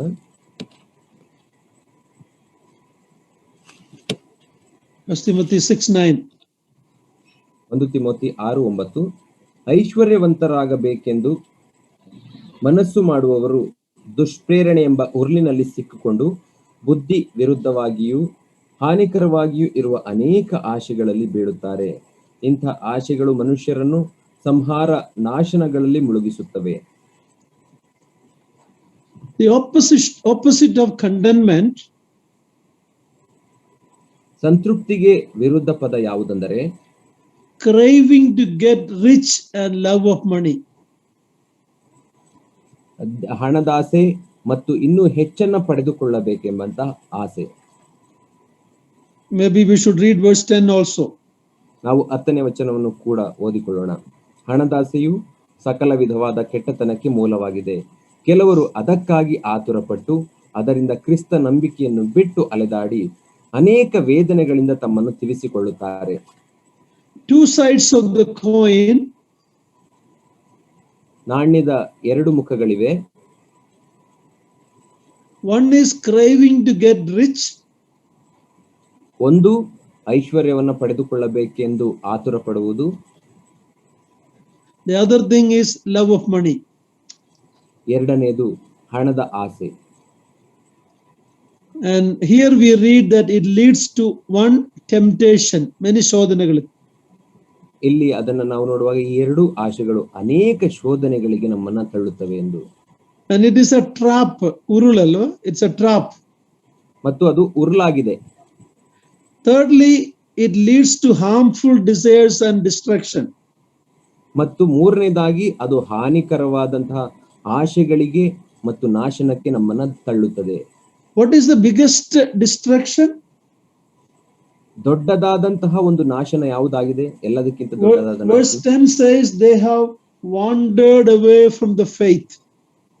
10ನೇ ವಚನ ಈ ರೀತಿ ಹೇಳುತ್ತದೆ, ಅವರು ಕ್ರಿಸ್ತ ನಂಬಿಕೆಯನ್ನ ಬಿಟ್ಟು ಅಲೆದಾಡಿದ್ದಾರೆ ಎಂದು. We know many believers, they have no time to come for the church meetings. ನಾವು ಅನೇಕ ವಿಶ್ವಾಸಿಗಳನ್ನು ನಾವು ನೋಡುವಾಗ ಅವರಿಗೆ ಸಭೆಗೆ ಬರುವುದಕ್ಕೆ ಸಮಯವಿಲ್ಲ. They're so busy with their business. ಅವರು ತಮ್ಮ ವ್ಯಾಪಾರಗಳಲ್ಲಿಯೇ ಅವರು ಬ್ಯುಸಿ ಆಗಿರುತ್ತಾರೆ. They are neglecting spiritual things in the pursuit of making money. ಅವರು ಹಣವನ್ನ ಮಾಡಬೇಕು, ಹಣ ಸಂಪಾದನೆ ಮಾಡಬೇಕು ಎಂಬಂತಹ ಆಶೆಯನ್ನು ಹೊಂದಿದವರಾಗಿ ಆತ್ಮೀಕ ವಿಷಯಗಳನ್ನ ಅವರು ತಿರಸ್ಕರಿಸುತ್ತಿದ್ದಾರೆ. Of course, there are genuinely some believers who are not able to come to all meeting because of the kind of work they have, difficulty. I understand that. ಅನೇಕ ವಿಶ್ವಾಸಿಗಳು ಕೆಲವರು ನಿಜವಾಗಿಯೂ ಅವರು ಕೆಲಸದ ನಿಮಿತ್ತವಾಗಿ ಅವರು ಕೆಲವು ಸಂದರ್ಭಗಳಲ್ಲಿ ಸಭೆಗೆ ಹಾಜರಾಗಲಿಕ್ಕೆ ಸಾಧ್ಯವಾಗುವುದಿಲ್ಲ. I'm not judging them. ಅವರ ವಿಷಯದಲ್ಲಿ ನಾನು ತೀರ್ಪು ಮಾಡುತ್ತಿಲ್ಲ. If they have a heart and they pray to God, I also believe that God will make a way, maybe give them a different job. ಅವರು ನಿಜವಾಗಿಯೂ ಸಭೆಗೆ ಹಾಜರಾಗಬೇಕೆಂಬ ಆಶೆಯುಳ್ಳವರಾಗಿರುವುದಾದರೆ ಅವರು ಕರ್ತನಿಗೆ ಪ್ರಾರ್ಥನೆ ಮಾಡುವಾಗ ನಾನು ನಂಬುತ್ತೇನೆ ಕರ್ತನು ಅವರಿಗೆ ಬೇರೆಯ ಕೆಲಸವನ್ನು ಕೊಡುತ್ತಾನೆ ಎಂಬುದಾಗಿ. I know some believers who told in the beginning, "Oh God, give a job where I can come to all the meetings." ನನಗೆ ಕೆಲವು ವಿಶ್ವಾಸಿಗಳು ಗೊತ್ತು, ಅವರು ಮೊದಲು ಈ ರೀತಿ ಹೇಳಿದರು, ಸ್ವಾಮಿ ನನಗೆ ಒಂದು ಕೆಲಸವನ್ನ ಕೊಡು, ಆ ಕೆಲಸದ ನಿಮಿತ್ತವೂ ಕೂಡ ನಾನು ನಿನ್ನ ಸಭೆಗೆ ಎಲ್ಲಾ ಕೂಟಗಳಿಗೆ ಭಾಗಿಯಾಗಬೇಕು ಎಂಬುದಾಗಿ. Or they said, God, give me a vehicle, I can drive at my convenience so I can come to all the meetings. I know such believers. ಮತ್ತು ಇನ್ನೂ ಕೆಲವರು ನನಗೆ ಗೊತ್ತಿರುವಂತಹ ವಿಶ್ವಾಸಿಗಳು ಈ ರೀತಿ ಹೇಳಿದರು, ಸ್ವಾಮಿ ನನಗೆ ಒಂದು ವಾಹನ ಬೇಕು, ಯಾಕಂದರೆ ನಾನು ಅನುಕೂಲವಾದಾಗಲೆಲ್ಲ ನಿನ್ನ ಸಭೆಗೆ ಕೂಡಿ ಬಂದು ಕೂಟಗಳನ್ನ ಹಾಜರಾಗಬೇಕು ಎಂಬುದಾಗಿ. But once God gave them, now they stopped coming to the meetings. ಮತ್ತು ಈಗ ಕರ್ತನು ಅವರಿಗೆ ವಾಹನವನ್ನ ಕೊಟ್ಟಾಗ, ಅವರಿಗೆ ಬೇಕಾದದನ್ನ ಕೊಟ್ಟಾಗ ಸಭೆಗೆ ಬರುವುದನ್ನೇ ನಿಲ್ಲಿಸಿಬಿಟ್ರು. Greed is very destructive. ದುರಾಶೆ ಅದು ತುಂಬಾ ನಾಶನಕರವಾಗಿದೆ. The greatest destruction is they can wander away from faith. ಅತ್ಯಂತ ದೊಡ್ಡದಾದಂತ ನಾಶನ ಯಾವುದು ಎಂಬುದಾಗಿ ನಾವು ನೋಡುವಾಗ ಅವರು ಕ್ರಿಸ್ತ ನಂಬಿಕೆಯಿಂದಲೇ ದೂರವಾಗಿ ಹೋಗಬಹುದು. They neglect the spiritual riches. ಅವರು ಆತ್ಮೀಕ ಐಶ್ವರ್ಯವನ್ನ ಅವರು ತಿರಸ್ಕರಿಸುವವರಾಗಿರುತ್ತಾರೆ. It will ruin their happiness, joy at the end that God alone can give. ಅದು ಕೊನೆಯದಾಗಿ ದೇವರು ಮಾತ್ರ ಕೊಡಬಹುದಾದಂತ ಸಂತೋಷ, ಸಮಾಧಾನ ಮತ್ತು ಶಾಂತಿಯನ್ನ ಅದು ಕೆಡಿಸುವಂತದಾಗಿರುತ್ತದೆ. Here we read that they will have many pains. ಇಲ್ಲಿ ನಾವು ನೋಡ್ತೇವೆ ಅವರು ಅನೇಕ ವೇದನೆಗಳಿಂದ ತಮ್ಮನ್ನ ತಿಳಿಸಿಕೊಳ್ಳುತ್ತಾರೆ ಎಂದು. And then we have the very important verse that the love of money is the root of all evil. ಅಲ್ಲಿ ಇನ್ನೊಂದು ಅತ್ಯಂತ ಪ್ರಾಮುಖ್ಯವಾದಂತಹ ವಚನ ಭಾಗವಿದೆ, ಏನಂತಂದ್ರೆ ಹಣದಾಶೆಯು ಸಕಲ ವಿಧವಾದ ಕೆಟ್ಟತನಕ್ಕೆ ಮೂಲವಾಗಿದೆ. Be very careful. It doesn't say money is the root of evil.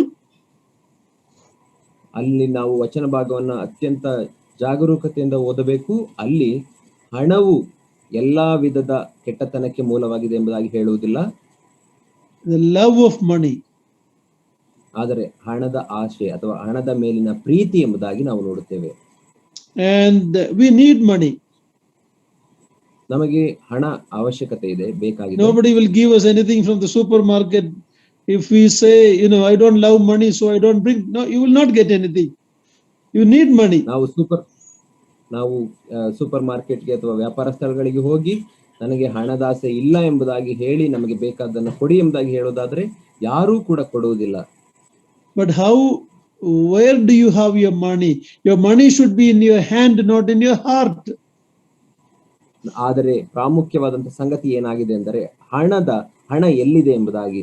ಹಣ ನಮ್ಮ ಕೈಯಲ್ಲಿರಬೇಕೇ ಹೊರತು ಅದು ನಮ್ಮ ಹೃದಯದ ತುಂಬಿರಬಾರದು. I have read in a book a wonderful thing that I want to practice. When money comes into your hand, try to dispose it quickly in a good way so it won't go to your heart. ನಾನು ಒಂದು ಪುಸ್ತಕದಲ್ಲಿ ಈ ರೀತಿ ಓದಿದ್ದೇನೆ, ಅದು ತುಂಬಾ ಸುಂದರವಾದಂತ ಒಂದು ವಾಕ್ಯ ಭಾಗ. ಏನೆಂದರೆ, ನಿನ್ನ ಕೈಗೆ ಹಣವು ಬಂದ ತಕ್ಷಣವೇ ಅದನ್ನ ಬೇರೆ ಕಾರ್ಯಗಳಿಗೆ ವಿನಿಯೋಗಿಸಿಬಿಡು, ಒಳ್ಳೆಯ ಕಾರ್ಯಗಳಿಗೆ, ಯಾಕಂದ್ರೆ ಅದು ನಿನ್ನ ಹೃದಯವನ್ನ ಹೊಕ್ಕಬಾರದು ಎಂದು. Otherwise it will go to your heart if you store it. ಅದನ್ನ ನೀವು ಕೂಡಿಸಿಟ್ಟುಕೊಳ್ಳುವುದಾದರೆ ಅದು ನಿಮ್ಮ ಹೃದಯವನ್ನೇ ಹೊಕ್ಕುತ್ತದೆ. Verse 10 says, love of money, most of the evil, all evil doesn't come from love of money, but a majority of problem in the world is by the love of money. 10ನೇ ವಚನವನ್ನು ನಾವು ನೋಡುವಾಗ ಅಲ್ಲಿ ಸಕಲ ವಿಧವಾದ ಕೆಟ್ಟತನಕ್ಕೆ ಮೂಲವಾಗಿದೆ ಹಣದಾಶೆ ಎಂಬುದಾಗಿ ನಾವು ನೋಡುತ್ತೇವೆ. ಹೌದು, ಎಲ್ಲಾ ವಿಧವಾದಂತಹ ದುಷ್ಟತನಗಳು, ಕೆಟ್ಟತನಗಳು ಅದು ಹಣದಿಂದಲೇ ಮಾತ್ರ ಬರುವುದಿಲ್ಲ. ಆದರೆ ಇರುವಂತಹ ಕೆಟ್ಟತನಗಳಲ್ಲಿ ಬಹುಮಟ್ಟಿಗೆ ಎಲ್ಲವೂ ಕೂಡ ಹಣದಿಂದಲೇ ಬರುವಂತವಾಗಿರುತ್ತವೆ. Jesus Christ also taught us in the gospel, a person cannot serve two masters. ಯೇಸು ಕ್ರಿಸ್ತನು ಕೂಡ ನಮಗೆ ಆತನ ಸುವಾರ್ಥ ಪುಸ್ತಕದಲ್ಲಿ ನಾವು ನೋಡುವಾಗ ಈ ರೀತಿ ಬೋಧನೆ ಮಾಡಿದನು, ಇಬ್ಬರು ಯಜಮಾನರಿಗೆ ಸೇವೆ ಮಾಡಲಾರನು. Now we may think that the Lord would have said God and Satan. You cannot serve God and Satan. That's what we may think, but he didn't say like that. He said God and money or mammon. ನಾವು ನೋಡುವಾಗ ಯೇಸು ಸ್ವಾಮಿ ಈ ರೀತಿ ಹೇಳಿರಬಹುದು, ದೇವರನ್ನು ಕೂಡ ಸೈತಾನನನ್ನು ಸೇವಿಸಬಾರದು ಒಟ್ಟಿಗೆ ಎಂಬುದಾಗಿ ಹೇಳುತ್ತಾನೇನೋ ಎಂಬುದಾಗಿ ನಾವು ನೆನೆಸಬಹುದು. ಆದರೆ ಅಲ್ಲಿ ಯೇಸು ಕ್ರಿಸ್ತ ನಮಗೆ ಹೇಳಿದಂತ ವಾಕ್ಯ ಏನೆಂದರೆ, ಒಬ್ಬನು ದೇವರನ್ನು ಧನವನ್ನು ಎರಡನ್ನು ಒಟ್ಟಿಗೆ ಸೇವಿಸಲಾರನು ಎಂಬುದಾಗಿ ಹೇಳುವುದನ್ನು ನೋಡುತ್ತೇವೆ. Money is a good servant but a very terrible master. ಹಣವು ಅದು ಒಂದು ಒಳ್ಳೆಯ ಸೇವಕನಾಗಿರ್ಲಿಕ್ಕೆ ಸಾಧ್ಯ, ಆದರೆ ಅದು ಯಜಮಾನನಾದರೆ ಅದು ಕೆಟ್ಟ ಯಜಮಾನನಾಗುತ್ತದೆ. At the end it will have many distractions, a tragedy of a wasted life. ಅಂತ್ಯದಲ್ಲಿ ಅದು ತುಂಬಾ ನಾಶನಕರವಾದಂತ ಜೀವಿತಕ್ಕೆ ನಮ್ಮನ್ನ ಕೊಂಡೊಯ್ಯುವಂತದ್ದಾಗಿರುತ್ತದೆ. ನಮ್ಮ ಜೀವಿತ ಅಂತ್ಯದಲ್ಲಿ ದುರಂತದ ಜೀವಿತವಾಗಿರುತ್ತದೆ. All of us know the words that says, if a man gain the whole world and lose his soul, what is the benefit, right? What profit? We all know that. We use it for gospel sharing. ನಾವು ನಮ್ಮೆಲ್ಲರಿಗೂ ಚಿರಪರಿಚಿತವಾದಂತ ವಾಕ್ಯ ಭಾಗ ನಮಗೆ ಗೊತ್ತಿದೆ. ಏನೆಂದರೆ, ಒಬ್ಬ ಮನುಷ್ಯನು ಲೋಕವನ್ನೆಲ್ಲಾ ಸಂಪಾದನೆ ಮಾಡಿಕೊಂಡು ಆತ್ಮ ನಷ್ಟಪಟ್ಟರೆ ಏನು ಪ್ರಯೋಜನ ಎಂಬುದಾಗಿ ನಾವು ಸುವಾರ್ತೆ ಸಾರುವಾಗ ಈ ವಚನ ಭಾಗವನ್ನು ಉಪಯೋಗಿಸುತ್ತೇವೆ. But actually that verse was told to the disciples. ಆದರೆ ಯೇಸು ಕ್ರಿಸ್ತನು ಆ ವಚನ ಭಾಗವನ್ನು ಯಾರಿಗೆ ಹೇಳಿದನೆಂದರೆ ತನ್ನ ಶಿಷ್ಯರಿಗೆ ಹೇಳಿದನು. What does it mean? ಅದರ ಅರ್ಥವೇನು? You and I are kept in this world for eternity. ನಾನು ನೀವು ಈ ಲೋಕದಲ್ಲಿ ನಿತ್ಯತ್ವಕ್ಕಾಗಿ ಇಡಲ್ಪಟ್ಟಿದ್ದೇವೆ. If we are so occupied with making money and riches as believers, and at the end when we go to God's presence, it will be as if our life is wasted on this earth. ನಾವು ಈ ಲೋಕದಲ್ಲಿ ಹಣದಾಶೆ ಮತ್ತು ಬೇರೆ ವಿಧವಾದಂತ ಲೌಕಿಕ ಆಶೆಗಳಲ್ಲಿಯೇ ನಮ್ಮ ಜೀವಿತವನ್ನ ಕಳೆದು ಬಿಡುವುದಾದರೆ, ನಾವು ಕರ್ತನ ಬಳಿಗೆ ನಾವು ಹೋಗುವಾಗ ನಮ್ಮ ಜೀವಿತ ಅದು ವ್ಯರ್ಥವಾದಂತ ಜೀವಿತವಾಗಿ ಅಲ್ಲಿ ಕಾಣಿಸುತ್ತದೆ. The purpose for which God saved us and kept in this world is not happening. That life is like a wasted life. ದೇವರು ನಮ್ಮನ್ನ ಈ ಲೋಕದಲ್ಲಿ ಯಾವ ಉದ್ದೇಶಕ್ಕಾಗಿ ಯಾವ ಕಾರ್ಯಗಳಿಗಾಗಿ ನಮ್ಮನ್ನ ಇರಿಸಿದ್ದಾನೋ ಆ ಕಾರ್ಯಗಳು ನೆರವೇರದೆ ಹೋದರೆ ಅಂತಹ ಜೀವಿತ ಅದು ವ್ಯರ್ಥವಾದ ಜೀವಿತವಾಗಿರುತ್ತದೆ. As parents, if we are so occupied with making money, you know what could happen to our children? They could be lost to the world. ನಾವು ತಂದೆ ತಾಯಿಗಳಾಗಿ ಹಣವನ್ನ ಮಾಡುವುದರಲ್ಲೇ ಹೆಚ್ಚು ಕಾಲವನ್ನ ಕಳೆಯುವವರಾದರೆ ನಮ್ಮ ಮಕ್ಕಳಿಗೆ ಏನಾಗುತ್ತದೆ ಗೊತ್ತಾ? ಒಂದು ವೇಳೆ ನಮ್ಮ ಮಕ್ಕಳು ಈ ಲೋಕದ ಪಾಲಾಗಬಹುದು. It will also bring very much grief if our wealth vanish overnight. It can happen. Proverbs says that riches makes wings and fly away. ನಮ್ಮ ಆಸ್ತಿಯು ಅದು ಒಂದೇ ಕ್ಷಣದಲ್ಲಿ ಏನಾದರೂ ಗತಿಸಿ ಹೋಗುವುದಾದರೆ ನಮಗೆ ಅದು ಹೆಚ್ಚು ದುಃಖವನ್ನ ತರುವಂತದಾಗಿರುತ್ತದೆ. ನಾವು ಜ್ಞಾನೋಕ್ತಿಗಳಲ್ಲಿ ನಾವು ನೋಡುವಾಗ ಐಶ್ವರ್ಯವು ಅದು ರೆಕ್ಕೆ ಕಟ್ಟಿಕೊಂಡು ಹಾರಿ ಹೋಗುತ್ತದೆ ಎಂಬುದಾಗಿ ಅಲ್ಲಿ ನೋಡುತ್ತೇವೆ. How many believers who had lot of money later lost it through a wrong business or real estate deal, something, or coronavirus, whatever, and they have lost most of it, and there's a grief.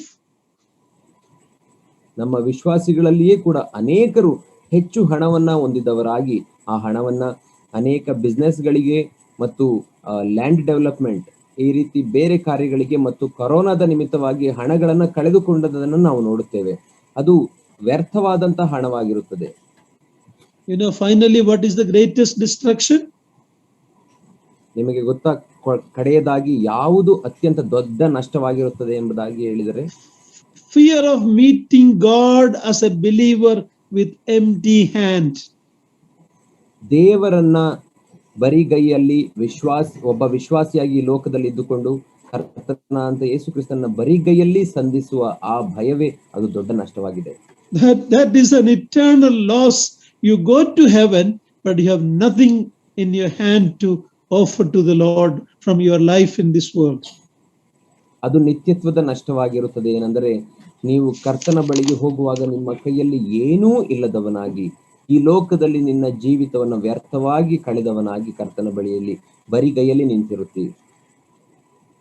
The judgment seat of Christ is maybe sooner than we think. ಕರ್ತನ ನ್ಯಾಯಾಸನ ಅದು ನಾವು ನೆನೆಸುವುದಕ್ಕಿಂತ ಬೇಗಲೇ ಸಂಭವಿಸಬಹುದು. What will we have in our hand to give to the Lord, to show to the Lord from our life in this world? ನಾವು ನಮ್ಮ ಕೈಯಲ್ಲಿ ಏನು ಉಳ್ಳವರಾಗಿ ಕರ್ತನ ಬಳಿಯಲ್ಲಿ ನಿಂತುಕೊಳ್ಳುತ್ತೇವೆ? ಈ ಲೋಕದಲ್ಲಿ ನಾವು ಏನನ್ನ ಸಂಪಾದಿಸಿಕೊಂಡು ಆತನ ಮುಂದೆ ನಿಲ್ಲುತ್ತೇವೆ?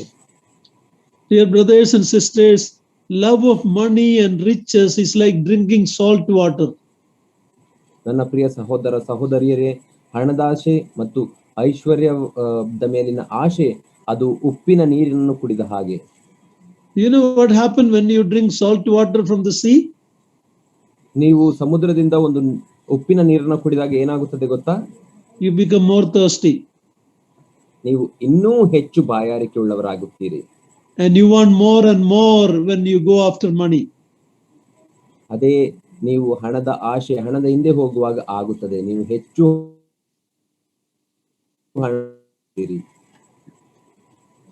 Money and riches is one of the most unsatisfying possessions.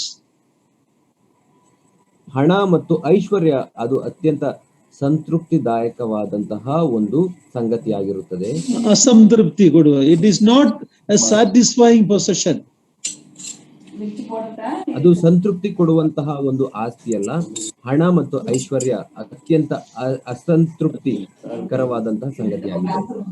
There are 7 things one man of God said about money. ಒಬ್ಬ ದೇವರ ಸೇವಕರು ಹಣದ ಕುರಿತಾಗಿ ಹೇಳಿದಂತಹ 7 ಸಂಗತಿಗಳು ಈ ರೀತಿವೆ. Write it down. If you might have read it in William McDonald's commentary, but otherwise you write this down. ಇದು William McDonald's ಅವರ ಕಮೆಂಟರಿ ಪುಸ್ತಕದಲ್ಲಿ ಸಿಕ್ಕುವಂತದ್ದಾಗಿರುತ್ತದೆ. ನೀವು ಓದಿರುವುದಾದರೆ ಸರಿ, ಇಲ್ಲ ಬರೆದುಕೊಳ್ಳುವುದಾದರೆ ಬರೆದುಕೊಳ್ಳಿರಿ. 7 things about money. ಹಣದ ವಿಷಯವಾಗಿ 7 ಸಂಗತಿಗಳು. 1, there is trouble in getting it. ಮೊದಲನೇದಾಗಿ ಅದನ್ನು ಸಂಪಾದಿಸುವುದರಲ್ಲಿ ತೊಂದರೆ ಇದೆ. Secondly, there is anxiety in keeping it. Will the thieves come? Will the bank fail? There is anxiety in keeping it. ಅದನ್ನ ಕಾಪಾಡಿಕೊಳ್ಳುವುದರಲ್ಲಿ ಆತಂಕವಿದೆ. ಯಾಕಂದರೆ ಕಳ್ಳರು ಕದಿಯಬಹುದು ಮತ್ತು ಬ್ಯಾಂಕ್ನಲ್ಲಿ ಇಟ್ಟರೂ ಕೂಡ ತೊಂದರೆಯಾಗಬಹುದು. Thirdly, there is temptation in the using of it. ಮೂರನೇದಾಗಿ ಅದನ್ನ ಉಪಯೋಗಿಸುವುದರಲ್ಲಿ ಶೋಧನೆ ಇದೆ. You can misuse it for wrong reason and there's a big temptation. ಅದನ್ನು ನೀವು ತಪ್ಪಾದ ಕಾರ್ಯಗಳಿಗೆ ಉಪಯೋಗಿಸಬೇಕು ಎಂಬಂತ ದೊಡ್ಡ ಶೋಧನೆಗೆ ಒಳಗಾಗಬಹುದು. Fourthly, there is a guilt if you abuse it. ನಾಲ್ಕನೇದಾಗಿ ನೀವು ಅದನ್ನ ದುರುಪಯೋಗ ಪಡಿಸಿಕೊಂಡರೆ ತಪ್ಪಿತಸ್ಥ ಮನೋಭಾವನೆ ಕಾಡುತ್ತದೆ. Next, you will have sorrow if you lose it. ಐದನೇದಾಗಿ ಅದನ್ನು ನೀವು ಕಳೆದುಕೊಳ್ಳುವುದಾದರೆ ದುಃಖಕ್ಕೆ ಒಳಗಾಗುತ್ತೀರಿ. Sixthly, to disperse it, there will be a lot of perplexity. For example, parents are dividing property for the children. There will be a lot of fighting, even among believers. ಅದನ್ನ ನೀವು ನಿಮ್ಮ ಕೈಯಿಂದ ವಿತರಿಸಬೇಕು ಎಂಬುದಾಗಿ ಬಯಸುವುದಾದರೂ ಕೂಡ ಅದರಲ್ಲಿ ಸಮಸ್ಯೆ ಉಂಟಾಗುತ್ತದೆ. ಕ್ರೈಸ್ತ ಸಹೋದರ ಸಹೋದರಿಯರು ತಮ್ಮ ಮಕ್ಕಳಿಗೆ ಆಸ್ತಿಯನ್ನು ಹಂಚುವಾಗಲೂ ಕೂಡ ಅನೇಕ ತೊಂದರೆಗಳಿಗೆ ಒಳಗಾಗುತ್ತಾರೆ. Lastly, 2/3 of all the strifes and quarrels and court cases are because of one reason, love of money. ಕೊನೆಯದಾಗಿ 7ನೆಯ ಒಂದು ಸಂಗತಿ ಏನೆಂದರೆ, ಶೇಕಡ 3/2 ಕೋರ್ಟ್ ಕೇಸ್ಗಳು ಮತ್ತು ಜಗಳಗಳು ಸಮಸ್ಯೆಗಳು ಉಂಟಾಗುವಂಥದ್ದು ಹಣದಾಶೆಯಿಂದಾಗಲೇ. It is written of one of the world's richest man many years back, the most richest man. ಅನೇಕ ವರ್ಷಗಳ ಹಿಂದೆ ಪ್ರಪಂಚದ ಅತ್ಯಂತ ಶ್ರೀಮಂತ ವ್ಯಕ್ತಿಯಾಗಿದ್ದವನು ಈ ವಾಕ್ಯಗಳನ್ನು ಬರೆದನು. ಅವನ ವಿಷಯವಾಗಿ ಈ ತರ ಬರೆದಿದೆ. He owned oil field refinery, pipeline, hotels, life insurance company, finance company, and even aircraft companies. He owned everything. ಆತನ ಕುರಿತಾಗಿ ನಾವು ಈ ರೀತಿ ನಾವು ನೋಡುತ್ತೇವೆ. ಅಲ್ಲೇ ಅನೇಕ ವರ್ಷಗಳ ಹಿಂದೆ ಇದ್ದಂತಹ ಶ್ರೀಮಂತ ವ್ಯಕ್ತಿ. ಆತನಿಗೆ ಅನೇಕ ತೈಲ ಕಂಪನಿ ಇತ್ತು ಮತ್ತು ಪೈಪ್ ಲೈನ್ಗಳಿತ್ತು, ಹೋಟೆಲ್ ಇತ್ತು, ಅವನದೇ ಆದಂತಹ ಒಂದು ವಿಮಾನದ ಕಂಪನಿ ಕೂಡ ಇತ್ತು, ಫೈನಾನ್ಸ್ ಕಂಪನಿ, ಏರ್ಕ್ರಾಫ್ಟ್,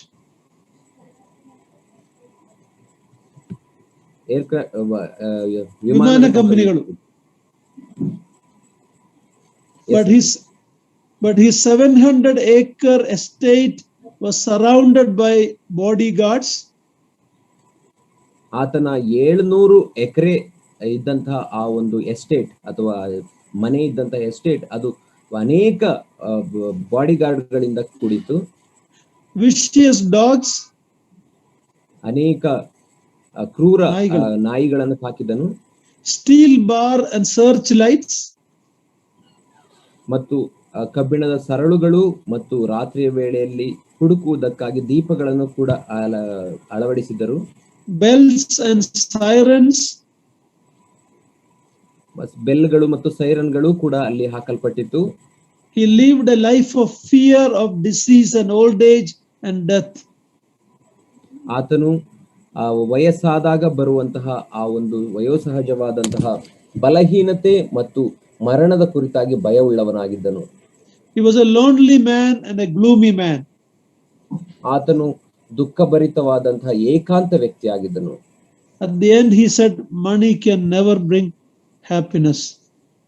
ಕೊನೆಯದಾಗಿ ಆತನು ಹೇಳಿದಂಥದ್ದು, ಹಣವು ಸಂತೋಷವನ್ನ ಕೊಂಡುಕೊಳ್ಳಲಿಕ್ಕೆ ಸಾಧ್ಯವೇ ಇಲ್ಲ ಎಂದು. In closing, it's for me and you to ask a question. What is our attitude towards material things, money and possessions in this world? ನಾನು ನನ್ನ ದೇವರ ವಾಕ್ಯವನ್ನು ಮುಗಿಸುತ್ತಾ ನಿಮಗೆ ಪ್ರಶ್ನೆಗಳನ್ನ ಕೇಳುತ್ತೇನೆ. ಏನಂದ್ರೆ, ನಾನು ನೀವು ನಮ್ಮನ್ನು ನಾವು ಪರೀಕ್ಷಿಸಿಕೊಳ್ಳಬೇಕು. ನಿಮ್ಮ ಮನೋಭಾವನೆ ಈ ಲೋಕದಲ್ಲಿರುವಂತಹ ಲೌಕಿಕ ಸಂಗತಿಗಳು, ದೇವರು ಆಶೀರ್ವದಿಸಿದಂತಹ ಸಂಗತಿಗಳು ಮತ್ತು ಹಣದ ವಿಷಯದಲ್ಲಿ ಏನಾಗಿದೆ ಎಂಬುದಾಗಿ. ನಮ್ಮ ಮನೋಭಾವ, what is our attitude towards riches, money, gold and silver? ಹಣ, ಐಶ್ವರ್ಯ ಮತ್ತು ಚಿನ್ನ ಬೆಳ್ಳಿಯ ಕುರಿತಾಗಿ ನಮ್ಮ ಮನೋಭಾವನೆ ಏನಾಗಿದೆ? Apostle Peter and John said to that lame man, silver and gold we have none. ಅಪೊಸ್ತಲರಾದಂತಹ ಪೇತ್ರ ಮತ್ತು ಯೋಹಾನರು ಆ ಒಂದು ಹುಟ್ಟು ಕುಂಟನಿಗೆ ಈ ರೀತಿ ಹೇಳಿದರು, ಚಿನ್ನ ಬೆಳ್ಳಿಯಂತೂ ನಮ್ಮ ಬಳಿಯಲ್ಲಿ ಇಲ್ಲ. But we have one thing, in the name of Jesus Christ, rise up and walk. ಆದರೆ ನಮ್ಮ ಬಳಿಯಲ್ಲಿ ಒಂದು ಉಂಟು, ಏನೆಂದರೆ ಯೇಸು ಕ್ರಿಸ್ತನ ಹೆಸರಿನಲ್ಲಿ ಎದ್ದು ನಡೆದಾಡು ಎಂಬುದಾಗಿ ಆತನಿಗೆ ಹೇಳಿದರು. Can we say like that? ನಾವು ಆ ರೀತಿ ಹೇಳಲಿಕ್ಕೆ ಸಾಧ್ಯವಾ? So these teachings are very heart-pricking teachings for me and for you. ಇವೆಲ್ಲವೂ ಕೂಡ ಹೃದಯವನ್ನ ಕಲಕುವಂತಹ, ಹೃದಯಕ್ಕೆ ಚುಚ್ಚುವಂತಹ ಬೋಧನೆಗಳಾಗಿದೆ ನಮಗೆ ಮತ್ತು ನಿಮಗೆ. We can gain a lot in this world and we will be losing on the other side. Let that not happen to you and me. ನಾವು ಈ ಲೋಕದಲ್ಲಿ ಎಲ್ಲವನ್ನ ಸಂಪಾದಿಸಿಕೊಳ್ಳಬಹುದು, ಆದರೆ ಇನ್ನೊಂದು ಕಡೆ ಎಲ್ಲವನ್ನ ಕಳೆದುಕೊಳ್ಳುವವರಾಗಿರುತ್ತೇವೆ. ಅದು So false teachers are greedy ones. ಸುಳ್ಳು ಬೋಧಕರು ಅವರು ದುರಾಶೆ ಉಳ್ಳವರಾಗಿರುತ್ತಾರೆ. Godliness with contentment is the greatest riches. ಸಂತುಷ್ಟಿ ಸಹಿತವಾದಂತಹ ದೇವ ಭಕ್ತಿಯು ಅದು ದೊಡ್ಡ ಲಾಭವೇ ಸರಿ. We didn't bring anything, we won't take anything. ನಾವು ಈ ಲೋಕಕ್ಕೆ ಏನನ್ನೂ ತೆಗೆದುಕೊಂಡು ಬರಲಿಲ್ಲ ಮತ್ತು ಏನು ತೆಗೆದುಕೊಂಡು ಹೋಗುವುದಿಲ್ಲ. You cannot serve two masters. ನೀವು ಇಬ್ಬರು ಯಜಮಾನರನ್ನ ಸೇವಿಸಲಿಕ್ಕೆ ಸಾಧ್ಯವಿಲ್ಲ. God and money. ದೇವರು ಮತ್ತು ಧನ ಎರಡನ್ನೂ ಕೂಡ ಸೇವಿಸಲಿಕ್ಕೆ ಸಾಧ್ಯವಿಲ್ಲ. But you know one thing, you can serve God with your money. ಆದರೆ ನಿಮಗೆ ಒಂದು ವಿಷಯ ಗೊತ್ತಾ, ನೀವು ದೇವರನ್ನ ನಿಮ್ಮ ಹಣದ ಮೂಲಕವಾಗಿ ಸೇವಿಸಲು ಸಾಧ್ಯವಿದೆ. Let's repeat that. You cannot serve God and money, but you can serve God with your money. ಮತ್ತೆ ಅದನ್ನ ಹೇಳೋಣ, ಏನೆಂದರೆ ನಾವು ದೇವರನ್ನ ಧನವನ್ನ ಎರಡನ್ನೂ ಕೂಡ ಸೇವಿಸಲಿಕ್ಕೆ ಸಾಧ್ಯವಿಲ್ಲ, ಆದರೆ ನಮ್ಮ ಹಣದ ಮೂಲಕ ದೇವರನ್ನ ಸೇವಿಸಲಿಕ್ಕೆ ಸಾಧ್ಯ ಉಂಟು. One of the greatest damage, destruction for believers If you go after money and riches, it will make you wander away from your faith. You will lose your spiritual priority. You will have no time for fellowship with God's people, and you will at the end be a loser. Don't let that happen to any one of us. ಆದ್ದರಿಂದ ಜನರಿಗೆ ಅಥವಾ ವಿಶ್ವಾಸಿಗಳಿಗೆ ಒಂದು ಕಿವಿ ಮಾತೇನೆಂದರೆ, ನೀವು ಹಣದ ಹಿಂದೆ ಹೋಗುವುದಾದರೆ ನಿಮ್ಮ ಆತ್ಮೀಕ ಜೀವಿತವನ್ನು ಹಾಳು ಮಾಡಿಕೊಳ್ಳುತ್ತೀರಿ, ದೇವರೊಟ್ಟಿಗಿನ ಸಂಬಂಧವನ್ನು ಹಾಳು ಮಾಡಿಕೊಳ್ಳುತ್ತೀರಿ ಮತ್ತು ವಿಶ್ವಾಸಿಗಳೊಟ್ಟಿಗಿನ ಸಂಬಂಧವನ್ನು ನೀವು ಕೆಡಿಸಿಕೊಳ್ಳುವವರಾಗಿ ದೇವರ ಸನ್ನಿಧಿಯಲ್ಲಿ ನೀವು ಏನೂ ಇಲ್ಲದವರಾಗಿ ನಿಲ್ಲುವಂತವರು ಆಗುತ್ತೀರಿ. Thank you very much. May God speak to me and you and make some decisions in our life. ದೇವರ ನಾಮಕ್ಕೆ ಸ್ತೋತ್ರವಾಗಲಿ. ದೇವರ ವಾಕ್ಯಗಳ ಮೂಲಕ ನನಗೂ ನಿಮಗೂ ಮಾತಾಡಲಿ ಮತ್ತು ದೇವರ ಚಿತ್ತದ ಪ್ರಕಾರ ತೀರ್ಮಾನಗಳನ್ನ ಮಾಡಲಿಕ್ಕೆ ಸಹಾಯ ಮಾಡಲಿ.